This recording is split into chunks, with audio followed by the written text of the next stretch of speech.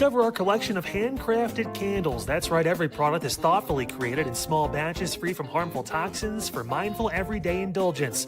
Our candles are hand-poured in coconut soy wax with natural wood wicks, offering a long-lasting burn and rich fragrances. Create a cozy, safe ambiance for your home with candles from Alley Rose Fragrances. First-time customers use the promo code InsideEdge20 to receive 20% off your order. AlleyRoseFragrances.com, proud sponsor of the Inside Edge Podcast Network.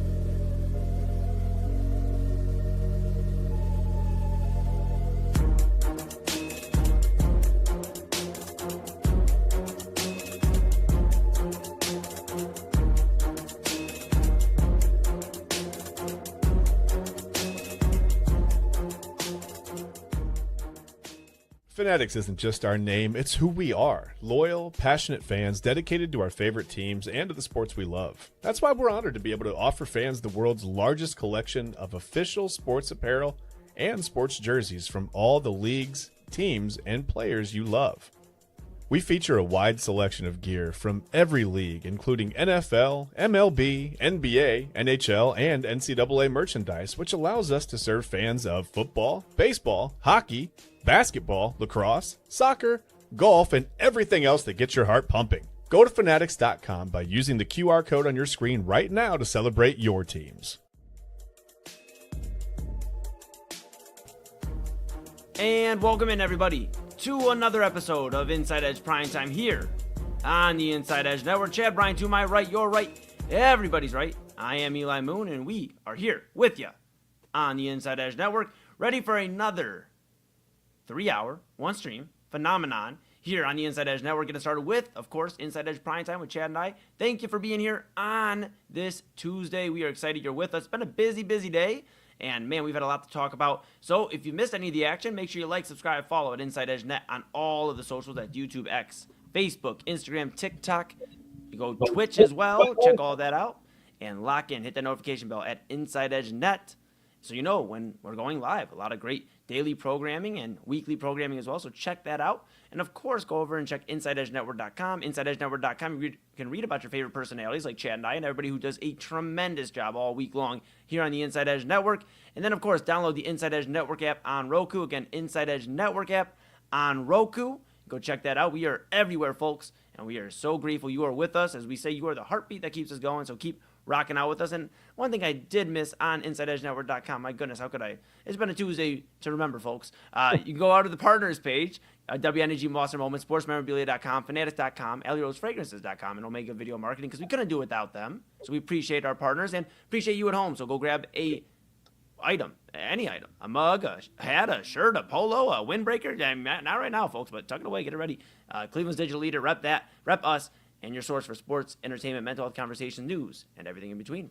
All right, Chad B., my goodness. I'm having a little bit of better hair day. How are you doing? I'm doing all right. I'm just happy that you're having a better hair day, to be honest with you. Yeah. Real quick, while we start the show, I've got breaking news from Shams on a former Laker free agent, Eli. This is maybe the moment we've been waiting for. 2-year, $13 million deal for Luke Kennard with the Phoenix Suns. Dude, you got me so excited. I started with an L. I got excited. I didn't think that looked like LeBron. Whatever. All right. Well, I was good. Now I'm all right. I'm just all right now. I'm okay. I got excited for nothing. Well, the Kennard's out the bag now. All right. So we're in trouble. Don't even know where the bag is. Oh, my goodness. You didn't even get the bag. No, certainly didn't. But, yes, if you've been wondering what Chad and I have been keeping an eye on, amongst everything else we keep an eye on, it has been the NBA free agency. It officially started at 6 p.m. Not much tampering this year. They're trying to put an end to that, them being the NBA. And they've done a good job of it because there really hasn't been a ton of reporting. Chad announcing that. I think it was like maybe the third or fourth signing I've seen since free agency started. Of course, Cavaliers news. Keon Ellis, who was traded for in the DeAndre Hunter trade along with Dennis Schroeder, he is now a Brooklyn Net, an $18 million guaranteed deal, 2 years. and it's kind of a mutual agreement where they can opt in, they can't opt out into the deal. Kind of crazy. But you know what? Keon Ellis, we really appreciated you for those 3 months you were here. Yes, 3 or thank 4 you months. for all 81 minutes. Yes, thank you so much. We appreciate it. We'll never forget you. Yes. So with that, We'll never forget Keelan Bellis. What's his name? No, that's not right. That's not right. I'm kidding. Now, here we go. We got a few pressing things to talk about. We'll get into some other NBA free agency news later on. Of course, we have Tuesday Top 5. It's everybody's favorite Tuesday segment. But, Chad, come on. You know what time it is. It's time to talk about LeBron James. It's time to talk about LeBron James. He is in the news. He is officially a free agent. He told the Lakers, hey, man, I appreciated the time. We had that bubble championship in 2020. We really appreciate that. I appreciate that. It's time to move on. Not after making sure Bronny got his guaranteed money today. His contract is guaranteed. And then he said, bid adieu to everybody in L.A. And now the question remains kind of in a little bit stronger now at this point. Yesterday we were asking, was it Lakers, Warriors, Heat, or Cavs? Well, Lakers certainly are not in the mix anymore. LeBron has told, apparently, Rich Paul, according to reports, that every team should send him an offer. So tell me what you're thinking, and I'll weigh it over. So I just imagine like the Utah Jazz sending in something, Chicago Bulls sending in something, these teams. Well, we kind of have an idea of what the final three, at least the favorites, are going to be when it comes to LeBron James. I would imagine it's going to be the Miami Heat. They have Giannis, they have Bam Adebayo. LeBron played there. You have the Golden State Warriors, the Bros. Double A and I talked about on Midnight Run yesterday. Steph, Draymond. Anthony Davis is staying a Wizard. They will not trade him. But maybe Jimmy Butler. They played against each other in the finals, so they have to be bros now, right? LeBron and, anyways, and then of course Cleveland, the Cleveland Cavaliers. I've heard and, of it. Yeah, good. Well, I'm glad. As Cleveland's digital leader, I'm sure glad you for the Cleveland Cavaliers. With that being said, a lot going on, and Double A and I really unloaded a therapy session yesterday at midnight. It was a very healing moment. We really felt like he's a warrior at this point yesterday, or a few hours to this point yesterday. And today, however, it feels like Cleveland is more in the mix than ever. Chad, you have James Harden declining his player option. Yeah. And he has announced, per reports from Joe Varden, that he's going to wait to see what the Cavs can do with LeBron and other moves before signing a team-friendly deal. Pretty cool there by James Harden. The Cavs are right in the mix. Brian That Winters just means Harden's going to go wherever LeBron goes, though. Yeah, probably. Wait a minute. What? Yeah, and Brian Windhorst on ESPN. I was watching earlier with Papa Moon, and the clip surfaced all over Twitter about first off, Kendrick Perkins did his 5 moves that have to happen that you should make happen. And Windhorst said, well, instead of Jaylen Brown to Houston, what if he went to the Cavs? And instead of LeBron to the Warriors, what if he went to the Cavs? And it reminded me of that Brian Windhorst meme when he said the Jazz were basically blowing it up and nobody knew Donovan was going to Cleveland. And now here we are, 4 years later. I just feel like the Cavs. Who's a better insider? Is it Shams or Brian Windhorst, man? I mean, he's always got he's got some info, It's either those two, or it's the guy whoever figures out where Bill Cowher's house is. I mean, I still hear rumors of where Bill Cowher's house is on the football side. He's a pretty good reporter too. He's in Strongsville right now. Well, I brought the Luke Kennard news to you, so I feel like I'm at least top 300 or 400 on that list. Yeah, Shams via Chad Bryan via Shams. I love it. I love it. Let me ask you this, Chad Bryan. No. Okay. All right. We'll be back right after this. No. We'll be back after this show. Let me ask you this. Yeah. Are you feeling like LeBron's coming home at this point after everything that's transpired, all the extra news and everything like that? Is LeBron coming home? I don't know. It's funny because he does this, right? When he likes to lay these little Easter eggs everywhere. Driving around Cleveland, Akron, wherever he was driving, somewhere in Northeast Ohio.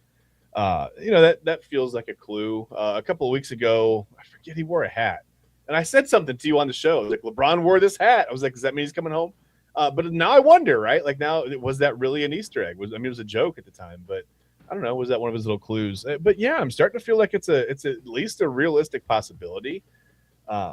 I don't know about Jaylen Brown and LeBron James. I'm not even sure what that roster ends up looking like, really.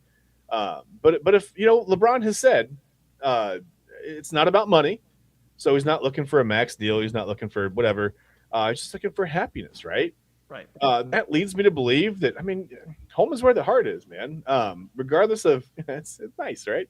I saw that on a sign at a Buc-ee's. No, I've never been to a Buc-ee's, but I feel like, so I'm missing out. No, but I feel like home is where the heart is, and it makes me feel like, yeah, there's a chance. He said it's about happiness. I don't know. What do the Cavs have to offer? Can they say, hey, here's a 1 year, 15 million happinesses deal? And he goes, okay, that's a lot of happiness. I can rock with that. And he comes home and tries to win a title here or whatever. It would be obviously a mentor to some players. And I mean, we know this isn't going to be 2015 or 2012 or whatever, LeBron. We know that. But yeah, I think it's a nice story if he does, right? He comes home and, I mean, what if he wins another title here? It'd be fun. Fun for Cavs fans and great for LeBron.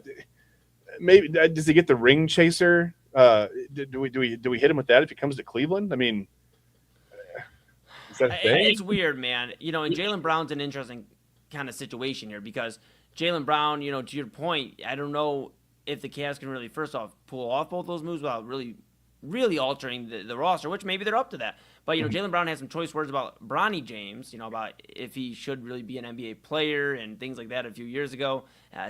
It's interesting. But I will say this about Jaylen Brown. He's a dog. You can question a lot of things. Is he the leader of a team, this and that? He is a dog. He is a dog. And he has that grit, and that's what LeBron's looking for. The big talk is, and Kendrick Perkins say the Cavs don't have dogs. Well, you bring Jaylen Brown and you got a dog. And maybe it's just a matter of, and LeBron's always been like this. There's reports out there as well of LeBron kind of waiting to see what happens with the rest of free agency, or how these teams kind of position themselves to make themselves attractive to LeBron. I talked about it on Midnight Run yesterday, and I'm not shying away from what I said yesterday. LeBron loves the perfect situation, even if he comes back home, and it'll be a nice story. Him alone, again, I'll stand on it as a Cleveland fan. I don't think that's enough to win an NBA championship. I think you got to still go find somebody else to pair up there, somebody with a true impact.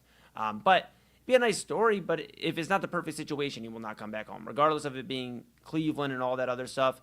If it's not the right roster, a chance for him to just jump in and take off, then it's not going to happen, folks. I mean, but it seems more likely than it did 24 hours ago, where Double A and I were melting down, we're mad, we're discussing his legacy if he were to go to Golden State. I mean, a lot of things have changed, it seems like, in the last 24 hours, and I just feel like maybe, just maybe, Donovan Mitchell's time as the Cleveland Cavaliers coming to an end. Now, things have always been quiet when it comes to the Cavaliers and are these big trades involving them recently, and especially the Utah to Cleveland for Donovan Mitchell. So it would not surprise me if the Cavs were keeping a hush-hush and working on something to get Donovan over to Boston, get Jaylen Brown here, and change the scenery for both guys.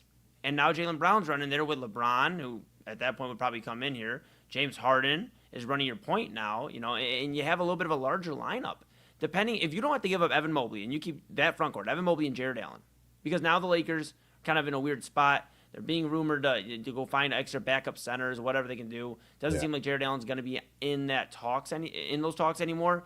So if the Cavs can keep Evan Mobley and Jared Allen and somehow get a lineup of Harden, Jaylen Brown, LeBron, Evan Mobley, Jared Allen, I feel a lot better than we did, 2-3 weeks ago, for goodness sake. So you said Jared Allen twice? Would he be in the lineup twice? That's pretty good. I mean, if we could clone him, I think we could get more production. You'd have one of him on the bench and one of him on the floor, and then you could swap them out. I mean, it's something to think about. I don't know how much they pay. I don't know how much. I don't know. I just don't know what the money looks like for that. And I've trusted Jared Allen a lot, and Papa Moon taught me and Papa Moon taught me a rule when I was growing up. He said, you never trust a guy with two first names. Now here I am doing a daily show with a guy with two first names. So I think I'm doing all right for myself. And, every now and then there's an outlier. So we'll give Jared Allen the benefit of the doubt. But no, James Harden, Jaylen Brown, LeBron, Mobley, and Allen, that is something to kind of go, okay, this is different. I mean, completely different. Like, you completely moved off of the franchise at that moment and Donovan Mitchell, and now you have a very short-term franchise because James Harden probably got 2-3 more years left, at least, of strong basketball. If he plays into his 40s, I don't think it's going to be very, very good basketball. But, a few more years of James Harden. You have LeBron, obviously. There's probably his last year coming up. You got the feeling that that's where he's prepping himself for. Yeah. And then, of course, you have Jaylen Brown, and that is where you get your cornerstone. So if you're like, hey, we need a dog to go with dogs, and he's young enough where he can still lead the franchise on the same track as Donovan Mitchell, but at a higher ceiling, then Jaylen Brown makes a ton of sense. If you can keep on your front court, Evan Mobley and Jared Allen, then we're not having these discussions next season about Evan Mobley just needs to develop into a 22, 25-point scorer and this. Yeah. Evan Mobley can just be Evan Mobley. He can just play great defense. He can go and get a few timely baskets, go get some boards, impact the passing game every now and then. But really, he will benefit. What if that's what he needs to take that next step? Ironically, what if that would be what he needed? Just a little bit of the pressure, the spotlight off of that, his progression or his development or whatever, and then it pops. You never know. Yeah, I mean, you wonder, right? But we see with James Harden, you bring up a great point, Chad. James Harden alone helped the impact early, at least in the regular season, that second half, with Mobley, with Allen, with that pick and roll action, getting the bigs involved, and LeBron loves getting the front court members involved. When he has a good front court member, he really hasn't had much of that besides Anthony Davis in Los Angeles. Chris Bosh, yes, I understand he was a power forward, and sometimes he played center. Different story. Chris Bosh was more of a shooter, really lived on that perimeter, would, clang and bang sometimes. 3.5. It was weird. Yes. It was like it was pretty weird. Absolutely. And, we just have a very interesting free agency coming up. LeBron, with obviously where he's going, and there's already moves going on. It's just kind of a crazy, crazy time right now. But to answer the question I posed to you, is LeBron coming back to Cleveland? It feels like it. It feels like it, but I think there's going to be a domino that falls in Cleveland, one or two dominoes before that happens. Kyle Cornell brought up on Unfiltered earlier today, which you can catch here weekdays on the Inside Edge Network, 5 to 6 p.m. Another fantastic show by Kyle, and he brought up the fact that, hey, don't expect LeBron to sign until maybe like July 4th, July 5th, something along that. Remember, he signed, I believe, on July 6th last time he was a free agent when he left Cleveland to go to Los Angeles, and now we're in a spot where you're probably going to have to see one of these guys move in terms of Max Strus, one of these other contracts. Dennis Schroeder is being discussed and freeing up room. That's why you've seen Keon Ellis go to Brooklyn. Cavs can't really afford to make those type of signings right now. They're trying to use every dollar they got to maximize the LeBron sweepstakes. You're going to see other guys part ways. Dean Wade is testing free agency and is looking, multiple playoff contenders or in playoff teams are looking at him. But you have all of that, and you look at the Cavaliers and you go, okay, so probably a Strus or Schroeder domino, if not both combined in the same trade, are going to have to fall. Then I do think we see something shake regarding Donovan Mitchell. I just have a feeling if LeBron comes here, Donovan Mitchell will not be. Everybody's saying Donovan Mitchell's got to recruit LeBron. Well, isn't it weird that we haven't heard anything about Donovan getting on the phone with LeBron or anything like that? Usually star players would get on the phone. There's nothing. Almost seems like he's not in the cards. What if he 2026? What if he calls he calls up whoever, I don't know, somebody in front office, and says, hey, what do you want me to do? You want me to get LeBron on the horn? And I mean, I think I could talk to him. They're just like, look, I don't know, D. Mitch, maybe don't do that. Maybe just leave it alone, let it play. Why? And then he's got to be like, oh, all right. Like, how do those conversations go? That happens behind the scenes. Like, we'll never hear about it. We'll never get confirmation of any of that. But that kind of stuff happens, right? Like, absolutely.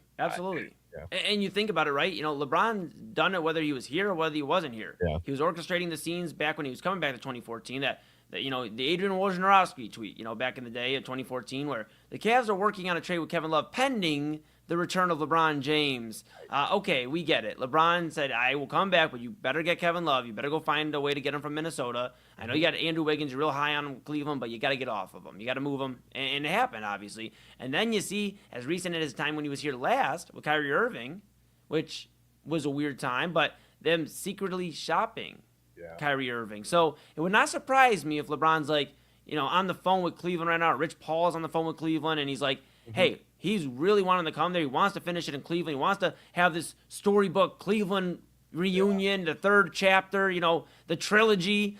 He wants to have all of that, but Donovan can't be there. Because, unfortunately, Donovan has shown a lot of traits that LeBron does not really mess with. You can say a lot of things about LeBron in terms of, he's a businessman. He's kind of like crafty when it comes to what he's doing, but he's very careful about who he positions himself around when he goes to a new team. I mean, he, for goodness sakes, when he left Cleveland the first time, again, the Cavaliers didn't give him much love up in that first round. That's why he left. But he positioned himself with, and I talked about this on Midnight Run, but he positioned himself with Dwayne Wade and Chris Bosh and got all the shooters and everybody around him that he wanted. He wanted, and, Wade wanted obviously too, but LeBron wanted. And then you go to Cleveland, come back to Cleveland. We just mentioned Kevin Love. I talked about it last night. They also brought in James Jones, Mike Miller, Sean Marion. I mean, whoever he could think of. The LeBron crew, yeah. Exactly. Even, J.R. Smith at one point in Iman Shumpert. These are all LeBron moves. Then he goes to Los Angeles, and sure, the first year was a dud. And then you know what happens? He said, you know what? You got to go out and get Anthony Davis. We're not playing around. You got to go get Anthony Davis. and he goes out and gets his guy. So it would really shock me if LeBron wasn't telling Cleveland, or Rich Paul wasn't telling Cleveland, hey, you got to move off of Donovan Mitchell. He has shown that he said it. It's not even he's shown it even. He has said he doesn't feel the pressure. He's already won in life. He'll see us in however many weeks it is now. And it just seems like he is checked out of winning basketball games. He seems like he is accomplished. And you know what? I will give kudos to Donovan Mitchell. You've made it to the NBA. You've reached the highest level of the professional sport, or the sport you play, rather, at the professional level. I'll give you credit there. However, we're trying to win a championship here. So if you want to just go be happy, I'm sure Washington's actually a bad example because they're trying to win right now too. Go find a bad team, and that's where you can go play and you can be successful and not feel any pressure, actually, at all. So inner peace is a wonderful thing. I'm happy for him. I'm happy that he's found that balance in his life. But I think, maybe the Cavs and definitely LeBron would be looking to probably hook up with maybe someone who has a little bit more of a competitive gene, right? Like I think that's fair to say. I think the theme of the month of June is you just got to be a dog. And right now the Cavaliers need a dog. Yeah. And that's what it comes down to. Yeah. And that's what it comes down to, man. The Cavaliers just need a dog to bring in a dog. You want the big dog? You got to bring in some dogs around them. You need the pack of dogs. And I think Jaylen Brown might be that guy. There are some other interesting names out there, but I just think that is the guy the Cavs are going to center in on at this point. And Brian Winters has been wrong before, but his intel is pretty spot on with certain surprising blockbuster moves. Again, he was on ESPN, I think on Get Up, 4 or 5 years ago going, the Jazz, the meme, the Jazz, that. And then Donovan ends up in Cleveland. So don't be surprised but I will say this. If Jaylen Brown gets traded here, then it's 100% chance LeBron's here. 100%. The Cavs are not going to just go get Jaylen Brown and say, and James Harden, thanks for making some room for Jaylen Brown. Right. I mean, and I like Jaylen Brown, again. But Jaylen Brown is going to be and he's going to be mad if he's listening. He's going to be a great number 2 next to LeBron James. That's just fired up his Twitch right now. Oh, I'm sure I'm going to get subliminally. Maybe even just called out. That'd be great for the network though if he called me out. So with that being said, he's welcome to come on at any time. Absolutely. And again, let me be clear though. He'd be the number 2 to LeBron for a year. James Harden would not usurp him as a number 1 once LeBron retires. If he does, in this hypothetical, he comes to Cleveland, Jaylen Brown would then become the number 1 in Cleveland. He would be the guy. So I think it's something that could make sense for all parties. And we'll keep an eye on it, Chad B. Keep an eye on it. Might as well. All right. Hey, that is going to do it right now for LeBron Watch. Chad. All right. We're going to keep an eye on. I want to be trusted, man. I had to make some changes. Understood.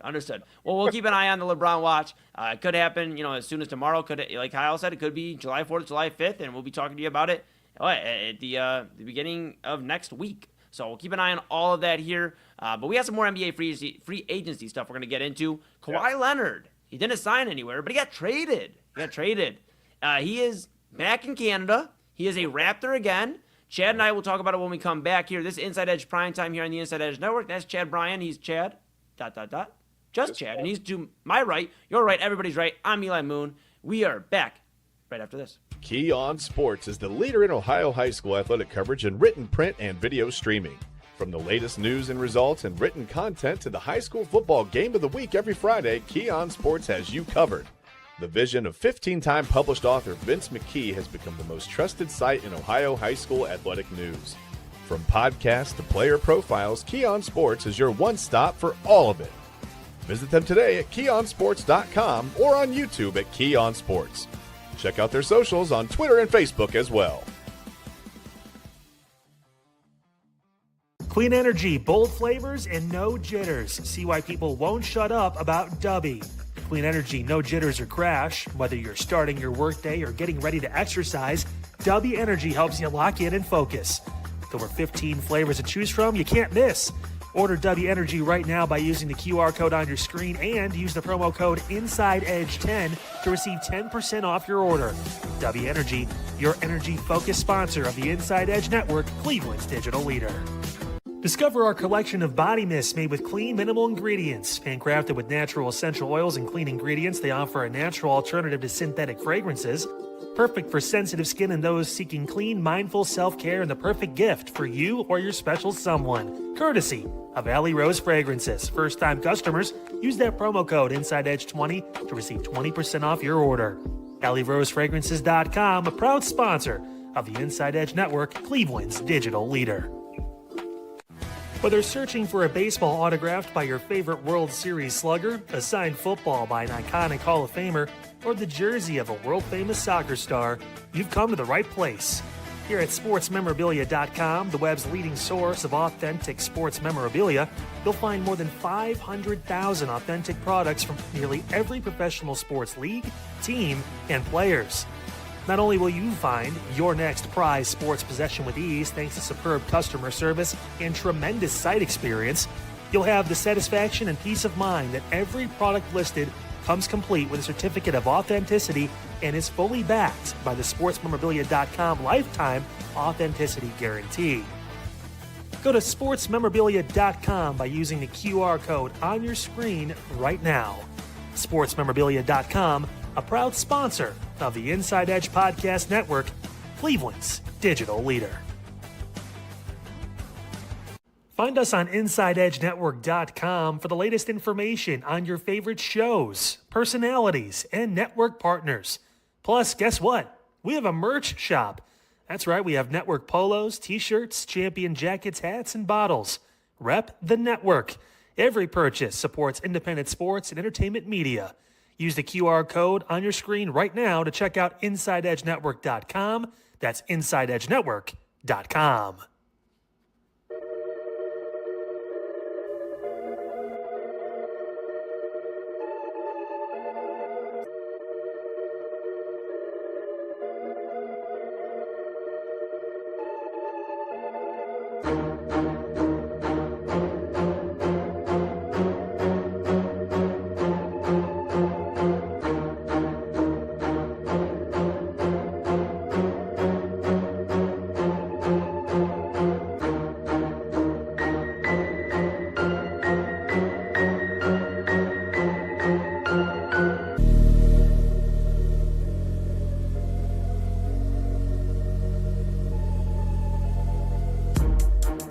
And welcome back to Inside Edge Primetime here on the Inside Edge Network.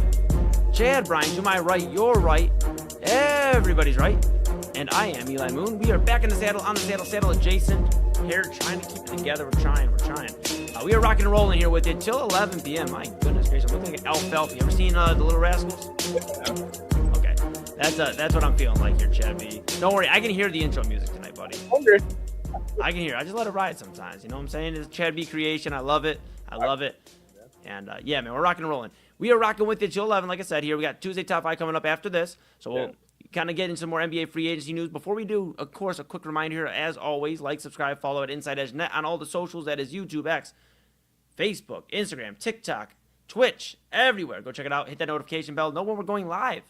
A lot of great daily coverage, a lot of great weekly coverage as well. So check us out. Cleveland's digital leader, your source for sports, entertainment, mental health conversations, news, and everything in between. Check out the website, InsideEdgeNetwork.com. Go read about your favorite personalities. All of us, I like to say, do a great job. So go find out more about us. Go read about our partners, tremendous partners, and go to the merchandise store. That's you right at home. Grab a mug, a hat, a shirt, a polo. Grab it all. Get ready and rock Cleveland's digital leader. And really quick, if you know a hair product with just medium hold, maybe not too much weight, hook Eli. Maybe we need, maybe we need another spot. We need something in here. Eli's hair is trying to make a run for it right now. I need That's why I keep on containing the hat. You never know what mine's going to do. It's my golly.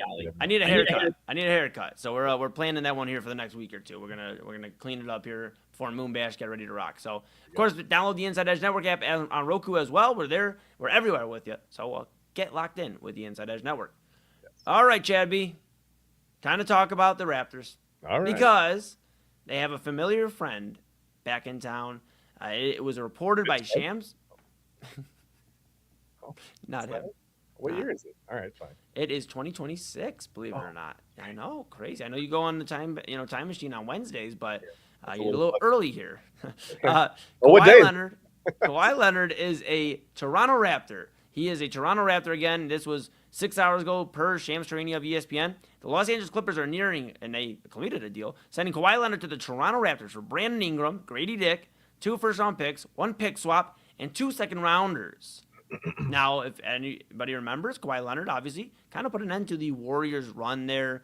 They were in that finals where Durant got hurt, Klay Thompson got hurt. They weren't able to overcome that, and the Raptors won their first NBA championship in their franchise history. Kawhi Leonard, a Finals MVP. He was there rocking with Kyle Lowry. Everything was cool till Uncle Dennis got involved, and Uncle Dennis said, Kawhi, you're going to Los Angeles. Hey, they cannot do anything else for you here. And, of course, Kawhi never wanted to be there in the first place. Now, it seemed like he fell in love with Toronto once he kind of got immersed there. They had that moment, the shot over Joel Embiid in Philadelphia there in that Game 7 advance, in the playoffs. And, of course, the win against the Warriors in the finals that nobody saw coming. They had somewhat of a chance, but nobody saw that coming.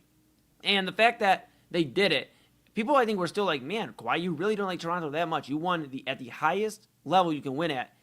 You got a championship. And you're like, what are you searching for here, man? They love you here. So he goes to Los Angeles for the last 5 years, 5, 6, 4, 5, 6 years, a good stretch. And I guess he missed Toronto so much that he wanted to come back home. In fact, Kawhi Leonard missed people so much, his old team so much, that he was also, reports have it, inquiring about San Antonio. And the Spurs said, nah, we're good, man. You burned that bridge really nice. So we're cool. But Toronto said, dude, we love you. We love you, man. We want you back, And I think Kawhi may be a little shocked that Kyle Lowry's not there anymore. And some of the guys, Pascal Siakam's not there anymore. He may be a little shocked when he first gets in there. Like, where is everybody? But you're reminding me of the Fresh Prince meme where Will Smith walks in, all the furniture's gone. He's like looking around. Yes. Now you think of this, and I'm going to hand this off to you, Chad. You think of this team built around Scotty Barnes now, built around some of these young guys. Of course, Brandon Ingram was kind of in that mix, but a little bit out of that range a little bit. Yeah. They bring him, they send him out. They keep Scotty Barnes. They got R.J. Barrett there. They got some guys that are really, really established in terms of, now they've had a deep playoff run, a little bit of a playoff run, and they've kind of earned their keep a little bit. And when I mean established, I mean, okay, they at least have a little bit of playoff stripes. I'm not saying they're an NBA champion, but they have the feel. And R.J. Barrett, again, reminder, was on the New York Knicks team that was pushing to get to the finals. He just could never get there, and of course they moved off him to get OG Anunoby, and the rest is history, right? But Kawhi Leonard, a Toronto Raptor, it feels like, dang, dude, you kind of screwed up. I know you're going to retire as a Raptor, but you could have just had one nice fluid run with Toronto. How do you feel about this? I could have just stayed there. It's weird. We've talked about how weird of a situation that was. That it was weird, and it kind of feels it's weird. We also talked about it being 5 or 6 years ago, and in some ways it feels like that Toronto championship was 15 years ago. I know it wasn't, but it feels like it was a really, really long time. I don't know. Maybe is that what this team needs? I mean, they gave some. They were tough in the playoffs this year. They were really tough. I couldn't find the words to say what I wanted to say there, but now with that veteran leadership, right, that championship pedigree, is that enough to kind of help get them to the next level? I don't know. I'm not sure. I just don't know what Kawhi Leonard has left in the tank as far as not carrying a team, because he's not going to be, but getting a team, just helping them get to that next level, whatever that next level looks like for them. Whether that's conference finals, a championship, whatever. I feel like some teams in the NBA don't even play for a title, right? Yeah. It's just whatever. Let's go out and we'll try to win 30 or 40 games, and if we just try our best, we'll do it. Right. We'll go out there and look good, and we'll put the guys out on the floor because the NBA says we have to. But we're really trying to we're tanking under the table a little bit. Yeah, it's weird. It's really weird. We talked about some of the free agent signings. You're like, who signed where and for what? For how much money? But it makes sense. I mean, the NBA has a great TV deal. Obviously, there's less spots to go around. That means there's more money. So you're going to have that. But yeah, I don't know. I mean, the whole thing with I just don't understand this whole saga, I guess. I feel like I'm on the outside looking in a little bit, and I'm watching it, and I see all the memes and I see the posts on social media. I'm like, I still don't get it. I don't know why. I just feel like this one doesn't compute for me. This whole last 6 years. Whatever it's been weird. It's been really just feels weird. It's one of those NBA things. I don't know. It's weird. Yeah, and he's not LeBron in terms of Cleveland leads a connection of home. He can keep coming back and be like, look, I'm an Ohio guy. Like Toronto, like I don't know how you feel about this, but I mean, he does give them a veteran presence. He does give them somebody, if he can actually play more than 40 games and actually wants to play basketball and can stay away from random companies that get you in trouble, then maybe he can actually contribute for the Raptors. I heard Richard Jefferson on ESPN talking about, and former Cavalier Richard Jefferson talking about, this doesn't make them an NBA title contender, but this makes them a contender in the East based off what we see on paper.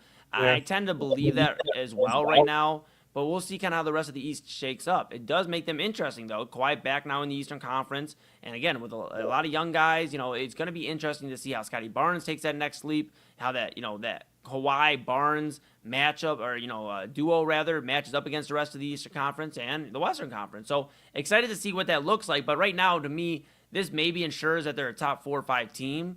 But I would have to see more out of it. I've seen people saying this is a number 1 seed team in the East. Okay.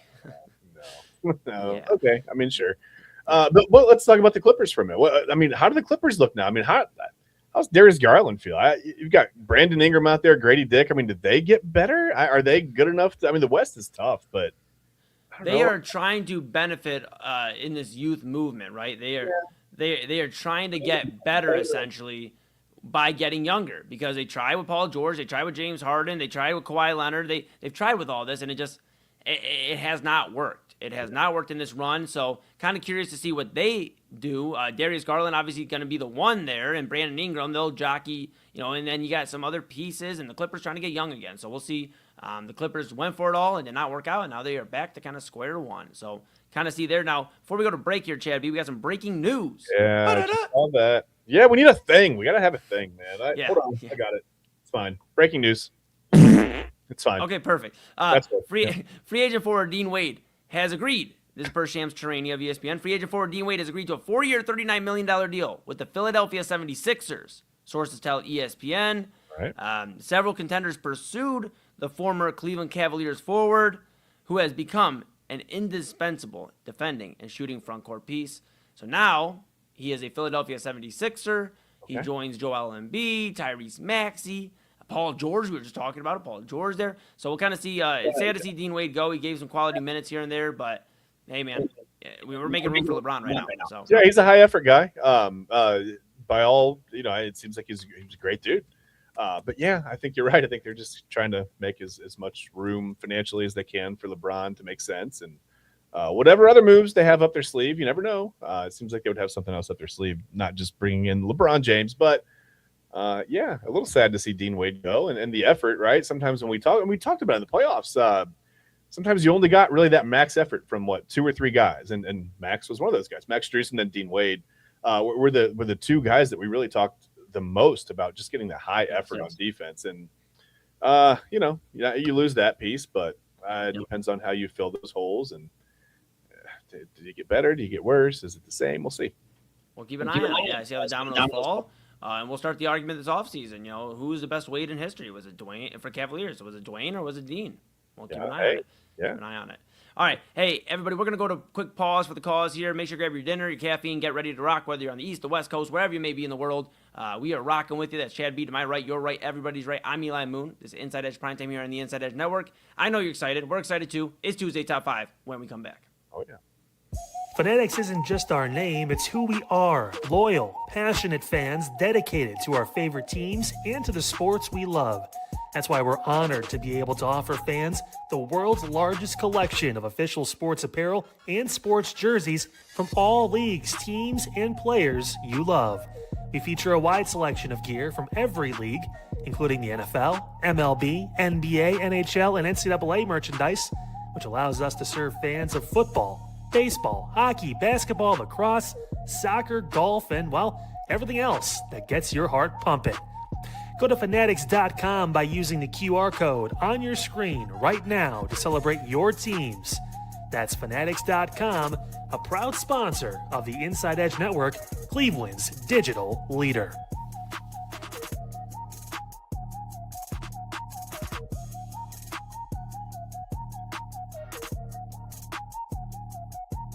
Small business owners are superheroes, but nowadays running your business means doing so inside your shop and on social media. That's why you should make Omega Video Marketing your sidekick. With a decade of content creation experience, I create dynamic, informative, and fun videos for your specific social needs that will increase brand awareness, get you more followers, and keep your social pages and websites current and fresh. I offer flexible pricing and turn times and will work with you to understand your brand and your story.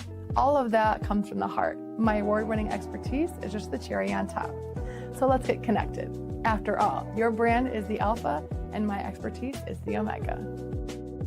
Discover our collection of handcrafted candles. That's right, every product is thoughtfully created in small batches free from harmful toxins for mindful everyday indulgence. Our candles are hand-poured in coconut soy wax with natural wood wicks, offering a long-lasting burn and rich fragrances. Create a cozy, safe ambiance for your home with candles from Alley Rose Fragrances. First-time customers use the promo code InsideEdge20 to receive 20% off your order. AlleyRoseFragrances.com, proud sponsor of the Inside Edge Podcast Network.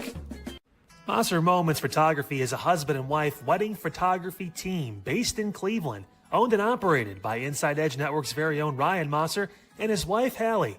For the past 10 years, they've captured more than 100 weddings across Northeast Ohio and beyond, always working together as a true two-person team.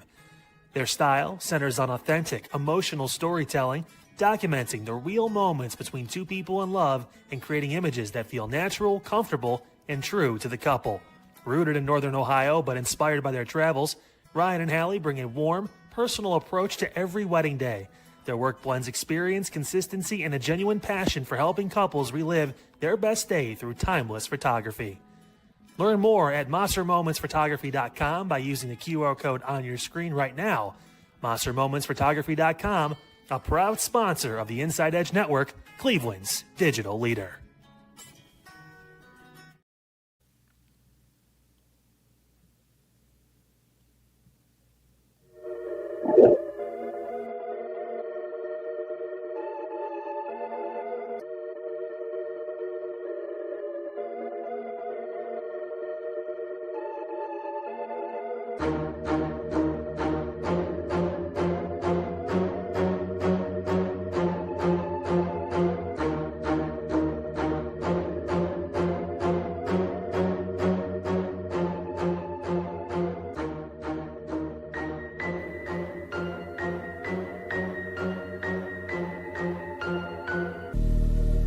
And welcome back to Inside Edge Primetime here on the Inside Edge Network. Chad Bryan to my right, your right, everybody's right, and I'm Eli Moon. We're back in the saddle, on the saddle adjacent here for this final segment of your Tuesday here on, of course, Inside Edge Primetime here on the Inside Edge Network. We're rocking and rolling with you. Daily Spiral, the Daily Spiral with Autumn Chisholm, and I'll be there with her as well. We will be at the top of the hour at 11 p.m. and then Midnight Run with Anthony Alford, ending the stream all the way to midnight. One stream, 3-hour phenomenon. Very excited we are with us. Make sure you like, subscribe, follow at Inside Edge Net on all of the socials. Check it out there on YouTube, X, Facebook, Instagram, TikTok, Twitch, everywhere. Go to InsideEdgeNetwork.com, read about your favorite personalities. Check out our partners page for some great deals, and go to the merchandise store. That's you. Get something cool. Rep Cleveland's digital leader. And go download the Inside Edge Network app on Roku, because we're everywhere. All right? Go check it out. Go rock with us. But I had to leave a little bit of time here, folks, because it is time for everybody's favorite Tuesday segment. Chad B, what time is it? It's about 10:40. Oh, you meant what? Oh, it's Tuesday. My bad. It's time for the Tuesday top 5, and this isn't a normal Tuesday top 5. This is a happy 250th freaking birthday, America type of Tuesday top 5. Okay. Yeah. We may be falling apart, but we've been here for 250 years, and that's more than I can say for myself. I don't know if I'll make it to 250, but we'll see. I'd imagine the medical bills would pile up, but let's just do this. Yeah. So it's the 250th birthday for America. Eli, what could we talk about? What would be a topic for the Tuesday top 5? I should probably come up with something pretty soon because I am on the spot. Should have thought about this before. You know what? Quickly, just let me type. You know what we'll do? How about 4th of July activities? I love that. 4th of July activities. Why not? It's Freedom Day, or something like that. So anyway, it's the 4th of July. Like I said, it's a magical time of year. It's not Christmas, but it's when Americans celebrate winning our independence by spending $400 at Costco to feed relatives that we actively avoid the other 364 days of the year. Hey, cousins and aunts and uncles, we'll see you Saturday, by the way. It's a true story. We are going to see the family. But Here are our top 5 4th of July activities. First of all, of course, we have an honorable mention.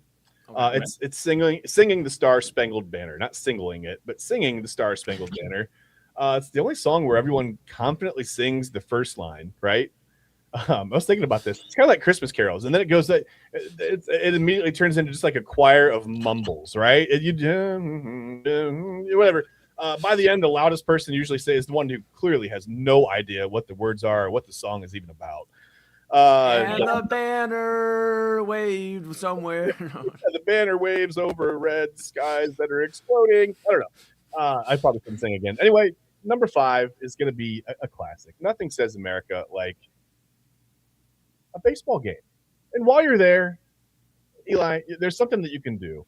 But with baseball, it comes overpriced beer, right?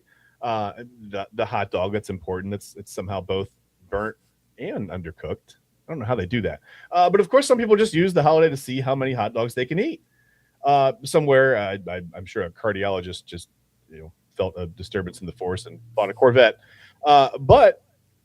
So along those lines, don't just go to the baseball game. Don't just eat a hot dog.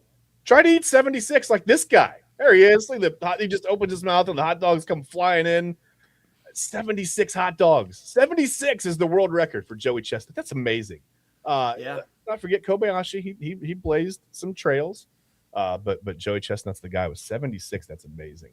Yeah, and Joey Chestnut is about to really break history this year when he wins again, gets his 18th to beat John Cena for the most titles in all the sports. You think about this, not all the sports, there are teams with more chances, but individual sports, Joey Chestnut, John Cena. That's the list right there.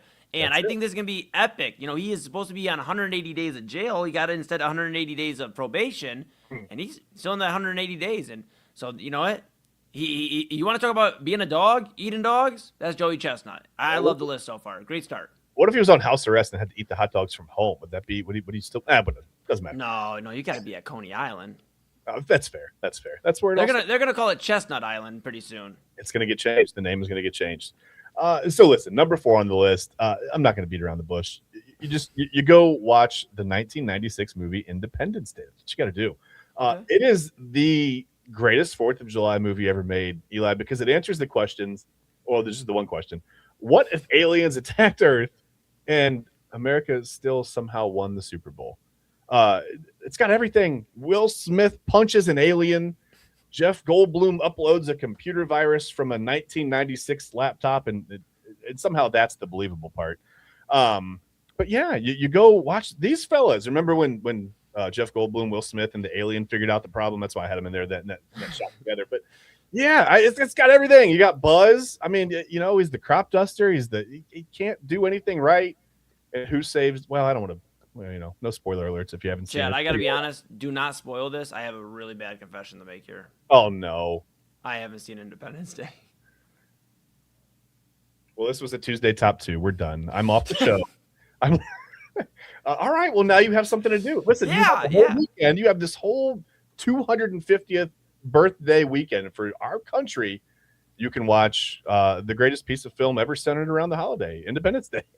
Okay. All right. Yeah. It's a close second is the sequel, but I think those are the only 2 movies that are really made around Independence Day. So I think we're good. Okay. Yeah. I'll definitely pop it on. Get some time this weekend, throw it on, watch Independence Day. I mean, look, Will Smith is awesome in almost anything I've seen him in. So yeah, he's pretty good, right? Yeah, I'll definitely just keep his wife's name out your mouth. Just keep my wife's name. Oh, just do that, and then you'll be fine. Yep. I think maybe the most iconic line, of course, there was a great speech by Bill Pullman as the president. Awesome, right? But clearly the most iconic line from this movie is Will Smith saying, "Oh no, you did not shoot that green at me." Anyway, we're gonna move on. Number 3, just do it. Just go swimming. Yeah. Nothing brings a family together like yelling Marco Polo until somebody accidentally inhales half the pool. And every neighborhood has one guy who cannonballs into the water like he's trying to qualify for the Olympics, right? Congratulations, Steve. You just created a tidal wave in the shallow end. All the kids are sad, but whatever. It doesn't matter if it's a pool. It could be a water park. It could be a splash pad. It could be the beach. I actually took this picture when we were at Virginia Beach last summer. So because life is better at the beach. It's a nice little sunset coming up over the ocean. Or I'm sorry, a sunrise coming up over the ocean.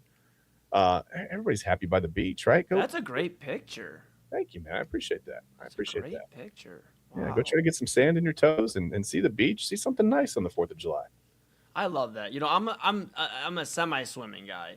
I will get in there and about torso deep, and then that's about it. I don't really swim or anything like that. I'm more of a hot tub kind of guy too. But I like swimming. Getting in the pool, moving around, getting a little cooled off. But I will say this: my sister and brother are definitely more of the swimmers of the Moon family. Every time we go to a water park, they're always like, "Hey, can you swim?" The lifeguard always asks me. My little brother's always like, "Just say yes, we'll save you." I'm like, "Okay, fine." And then I go in and I'm here, so we're good. Yes. I like to just kind of stand where I'm not much of a, so I'm not swimming laps or anything, but being in the water is nice, especially when it's 500 degrees like it's going to be the next couple of days. So, Number two, Eli, go to or have a cookout. Yes. A cookout, and this is my thing. This is where every dad transforms into a self-proclaimed pit master, right? Because he bought an apron that says "License to Grill" or something. Or maybe we'll see an example of another apron in a minute. But suddenly he's talking about burger temperatures like he's performing heart surgery. We talked about the cardiologist. Meanwhile, somebody brought some potato salad. We've talked about potato salad, but this one's been sitting out since noon. It's no longer a side dish. It's a public health challenge at this point. So don't do that. But your grill might look like this, and your apron might say, "The last time I cooked, hardly anyone got sick." It's fine. Most of the meat was somewhat browned. I charred the outside of those hot dogs. They were frozen in the middle, but whatever. Everybody ate something. Everybody was happy, right? Go to a cookout. Have a cookout. Go somewhere. Crash your neighbor's cookout. I don't care. Do something. Find a cookout. Go to it. Eat a hot dog. Don't eat 76. I love that. And I'll be honest, my little brother's a really good cook when it comes especially to the grill. But I think his enhancement as a cook really became when my mom bought him a new apron to wear at the grill. I cannot remember. It was something like Kiss the Chef or something, or whatever. And ever since he's had that, man, he has been grilling his ass off. So very proud. And you got to have the apron. You got to have something funny on it. If you're really going over the top, you got to wear the chef hat. You got to get after it. And of course, you either need some New Balances or you need the Nike white Air Forces. The Monarchs, the Monarchs, yes. Yes. With high socks, but not crumpled down, all the way pulled up, mid-calf, right? Yes. Khaki shorts. You got to have khaki shorts. Absolutely. And please wear a khaki short, especially if you're having family over. Don't just wear the apron. I know it's hot, but man, don't do that. Don't do that. You can't have the buns out. You can't have the buns in the back. Yeah. Listen, sun's out, buns out. People take that the wrong way sometimes. Yeah, that's you're supposed to toast your buns on the. Yeah, that's not. And not your buns. Not your everybody's buns. Yeah, not. Yes. You gotta get some sunblock on those things. I'll tell you right now, that's probably an uncomfortable situation. Yeah. Figure out the right SPF level. Yes. Well, yes. Do that. Is it SPF or SPF? Okay. Number one on the list for 4th of July activities. Again, happy 250th birthday, America. So what do you do? What else can you do? We cooked out. We went swimming. Mm-hmm. We went to a baseball game, ate a bunch of hot dogs, ate a whole apple pie to our face. We watched Independence Day. I know what we could do. We could watch some fireworks, Eli. They're everywhere this time of year. Fireworks are beautiful, Eli, because they're the one, maybe one of the few things that everyone agrees should explode from a safe distance. Yes. Every year, there's one guy who's like, hey, relax. I've done this before, moments before, sprinting across the yard while his eyebrows file for divorce. The professionals have permits, they have training, they have insurance, they know what they're doing. Your cousin Kyle has 3 energy drinks, Kyle Cornell. And supreme confidence. I don't know why I just came up with the name Kyle off the top of my head. That was weird. But those aren't the same thing, okay? So enjoy the holiday, eat way too much, watch the fireworks, and remember, freedom is great, but keeping all 10 fingers is even better. So happy 250th birthday, America. Here are a couple other pictures that I took myself. There's some fireworks. You did a great job, dude. I appreciate you, man. I appreciate you. All right. Happy birthday, I love America. that. Happy birthday, America. Happy birthday, America. I love it. Those are Inside Edge exclusive fireworks right there. You're only getting those here tonight. That's it. I love it. And I'll tell you this, man. I got a really funny fireworks story, and I'll make it very quick. Okay. We used to go to my cousin's house every year and light them up, light the fireworks up in Cleveland. And the one year we and I never did it. Like, first off, when I was young, I was younger. I was like a teenager, a very early teenager, maybe 12, 13, around that range. And problem was, like, you're not lighting these fireworks off. I don't trust them. I'm not, I don't trust the fireworks. You're cool. You can watch. You just, you can't. So, my cousin and, cousins and, they would all light up the fireworks, and my uncles and all that, and they're lighting them up, and then it tipped over. And it started firing at the house. Yeah. Bro, I've never seen so many people run for their lives. People scooping up babies and running in, my uncle sprinting in. Oh, my God. All the old people with no cartilage in their knees or somehow 4'3", 40. Yeah, I get it, man. Dude, perfect. People were shook up. I think we took the next year off from fireworks. I think we let everybody recover for a year. But, yes, other than that, now the family does it out in a big yard at my cousin's house out in the country. So, everybody's got a little bit of distance. We're not as contained as a Cleveland road that is, houses on both sides. So, very cool, though. But great list, bro. I can't complain. Great list. It's a pretty good holiday list. It's what you do, especially for the 250th birthday. It's pretty crazy. Absolutely. 1770, 76. Maybe Joey Chestnut just stops at 76 hot dogs because, hey, that's already the record. And here we are, 1776, right? There you go. Absolutely, pal. Absolutely. Yeah. Another fantastic list. I have nothing to complain about tonight. I think you've ushered the people in ready to go for July 4th weekend, America 250. It's 250th anniversary of America. And I talked about it last night. I think on Midnight Run or wherever I talked about it at. But I said, I know it can get political and things like that, and it has become political at certain times. We don't get political on this show. I just think it's cool that, we can celebrate, in some capacity, being able to rock with people we love here in this country and have a little reason to celebrate. So that's cool. That's cool. Yeah. So Christmas in July, right? Absolutely, bud. Absolutely. All right. Hey, that's going to do it for us. We're going to do the old switcherooski. Here we go, because rents due. We don't got it. So, but of course, we look great in red. Always look great in red. So that is going to do it for Chad Bryant. To my right, your right, everybody's right. I'm Eli Moon. This has been Inside Edge Primetime here on the Inside Edge Network. Make sure, and this is going to be cool, I do it in the red this time. Like, subscribe, follow at Inside Edge Net on YouTube, X, Facebook, Instagram, TikTok, Twitch, everything. Check it out. Go check out the website, InsideEdgeNetwork.com. Read about all your favorite personality. Check out the partners page. Love our partners. Cannot do without them. Couldn't do without you at home. So go ahead and get to the merchandise store. Grab Cleveland's digital leader, and grab our merch. Check it out. Rock it. And, wear something you can be proud of here, especially on July 4th weekend. Shipping can get a little faster, so maybe you have it by the weekend. Get a red one, get a white one, get a blue one. Huh? Yeah. You can wear all three polos at the same time. Yeah, absolutely. Actually, just buy all of the colors. Just grab every single one. Yes, absolutely. And download the Inside Edge Network app on Roku. We're everywhere. So rock and roll with us. That's going to do it here for us. Rent's due. We don't got it. But I'll stick around. Chad, you've done a phenomenal job. You were off the hook tonight. I will. I'm in trouble. All right, let's get after it. Here we go. It is time at the top of the hour. I saw that look you got. Too. Yeah, I know. But me and Autumn are cool, man. Me and Autumn get along very well. We're gonna share some really horrific stories about our dating experiences. That we've both gone on random dates. They've been bad. I've had a 3-year relationship in the past, and I got some stories from that. So we'll get into it. We'll get into all the fun at the top of the hour. It's time for the Daily Spiral with Autumn Chisholm. I'll stick around as well. But that's been Inside Edge Primetime here on the Inside Edge Network. We're back at the top of the hour right after this. Key On Sports is the leader in Ohio high school athletic coverage in written, print, and video streaming. From the latest news and results and written content to the high school football game of the week every Friday, Key On Sports has you covered. The vision of 15-time published author Vince McKee has become the most trusted site in Ohio high school athletic news. From podcasts to player profiles, Key On Sports is your one-stop for all of it. Visit them today at keyonsports.com or on YouTube at Key On Sports. Check out their socials on Twitter and Facebook as well. Clean energy, bold flavors, and no jitters. See why people won't shut up about Dubby. Clean energy, no jitters or crash. Whether you're starting your workday or getting ready to exercise, Dubby Energy helps you lock in and focus. With over 15 flavors to choose from, you can't miss. Order Dubby Energy right now by using the QR code on your screen and use the promo code InsideEdge10 to receive 10% off your order. Dubby Energy, your energy-focused sponsor of the Inside Edge Network, Cleveland's digital leader.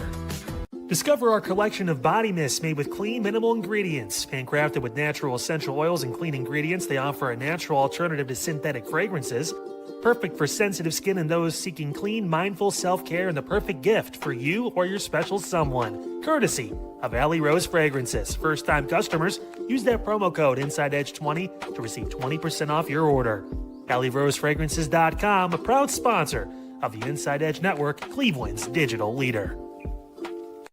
Whether searching for a baseball autographed by your favorite World Series slugger, a signed football by an iconic Hall of Famer, or the jersey of a world-famous soccer star, you've come to the right place. Here at SportsMemorabilia.com, the web's leading source of authentic sports memorabilia, you'll find more than 500,000 authentic products from nearly every professional sports league, team, and players. Not only will you find your next prized sports possession with ease thanks to superb customer service and tremendous site experience, you'll have the satisfaction and peace of mind that every product listed comes complete with a certificate of authenticity and is fully backed by the SportsMemorabilia.com lifetime authenticity guarantee.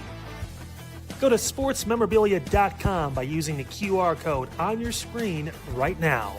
SportsMemorabilia.com, a proud sponsor of the Inside Edge Podcast Network, Cleveland's digital leader. Find us on InsideEdgeNetwork.com for the latest information on your favorite shows, personalities, and network partners. Plus, guess what? We have a merch shop. That's right, we have network polos, t-shirts, champion jackets, hats, and bottles. Rep the network. Every purchase supports independent sports and entertainment media. Use the QR code on your screen right now to check out InsideEdgeNetwork.com. That's InsideEdgeNetwork.com.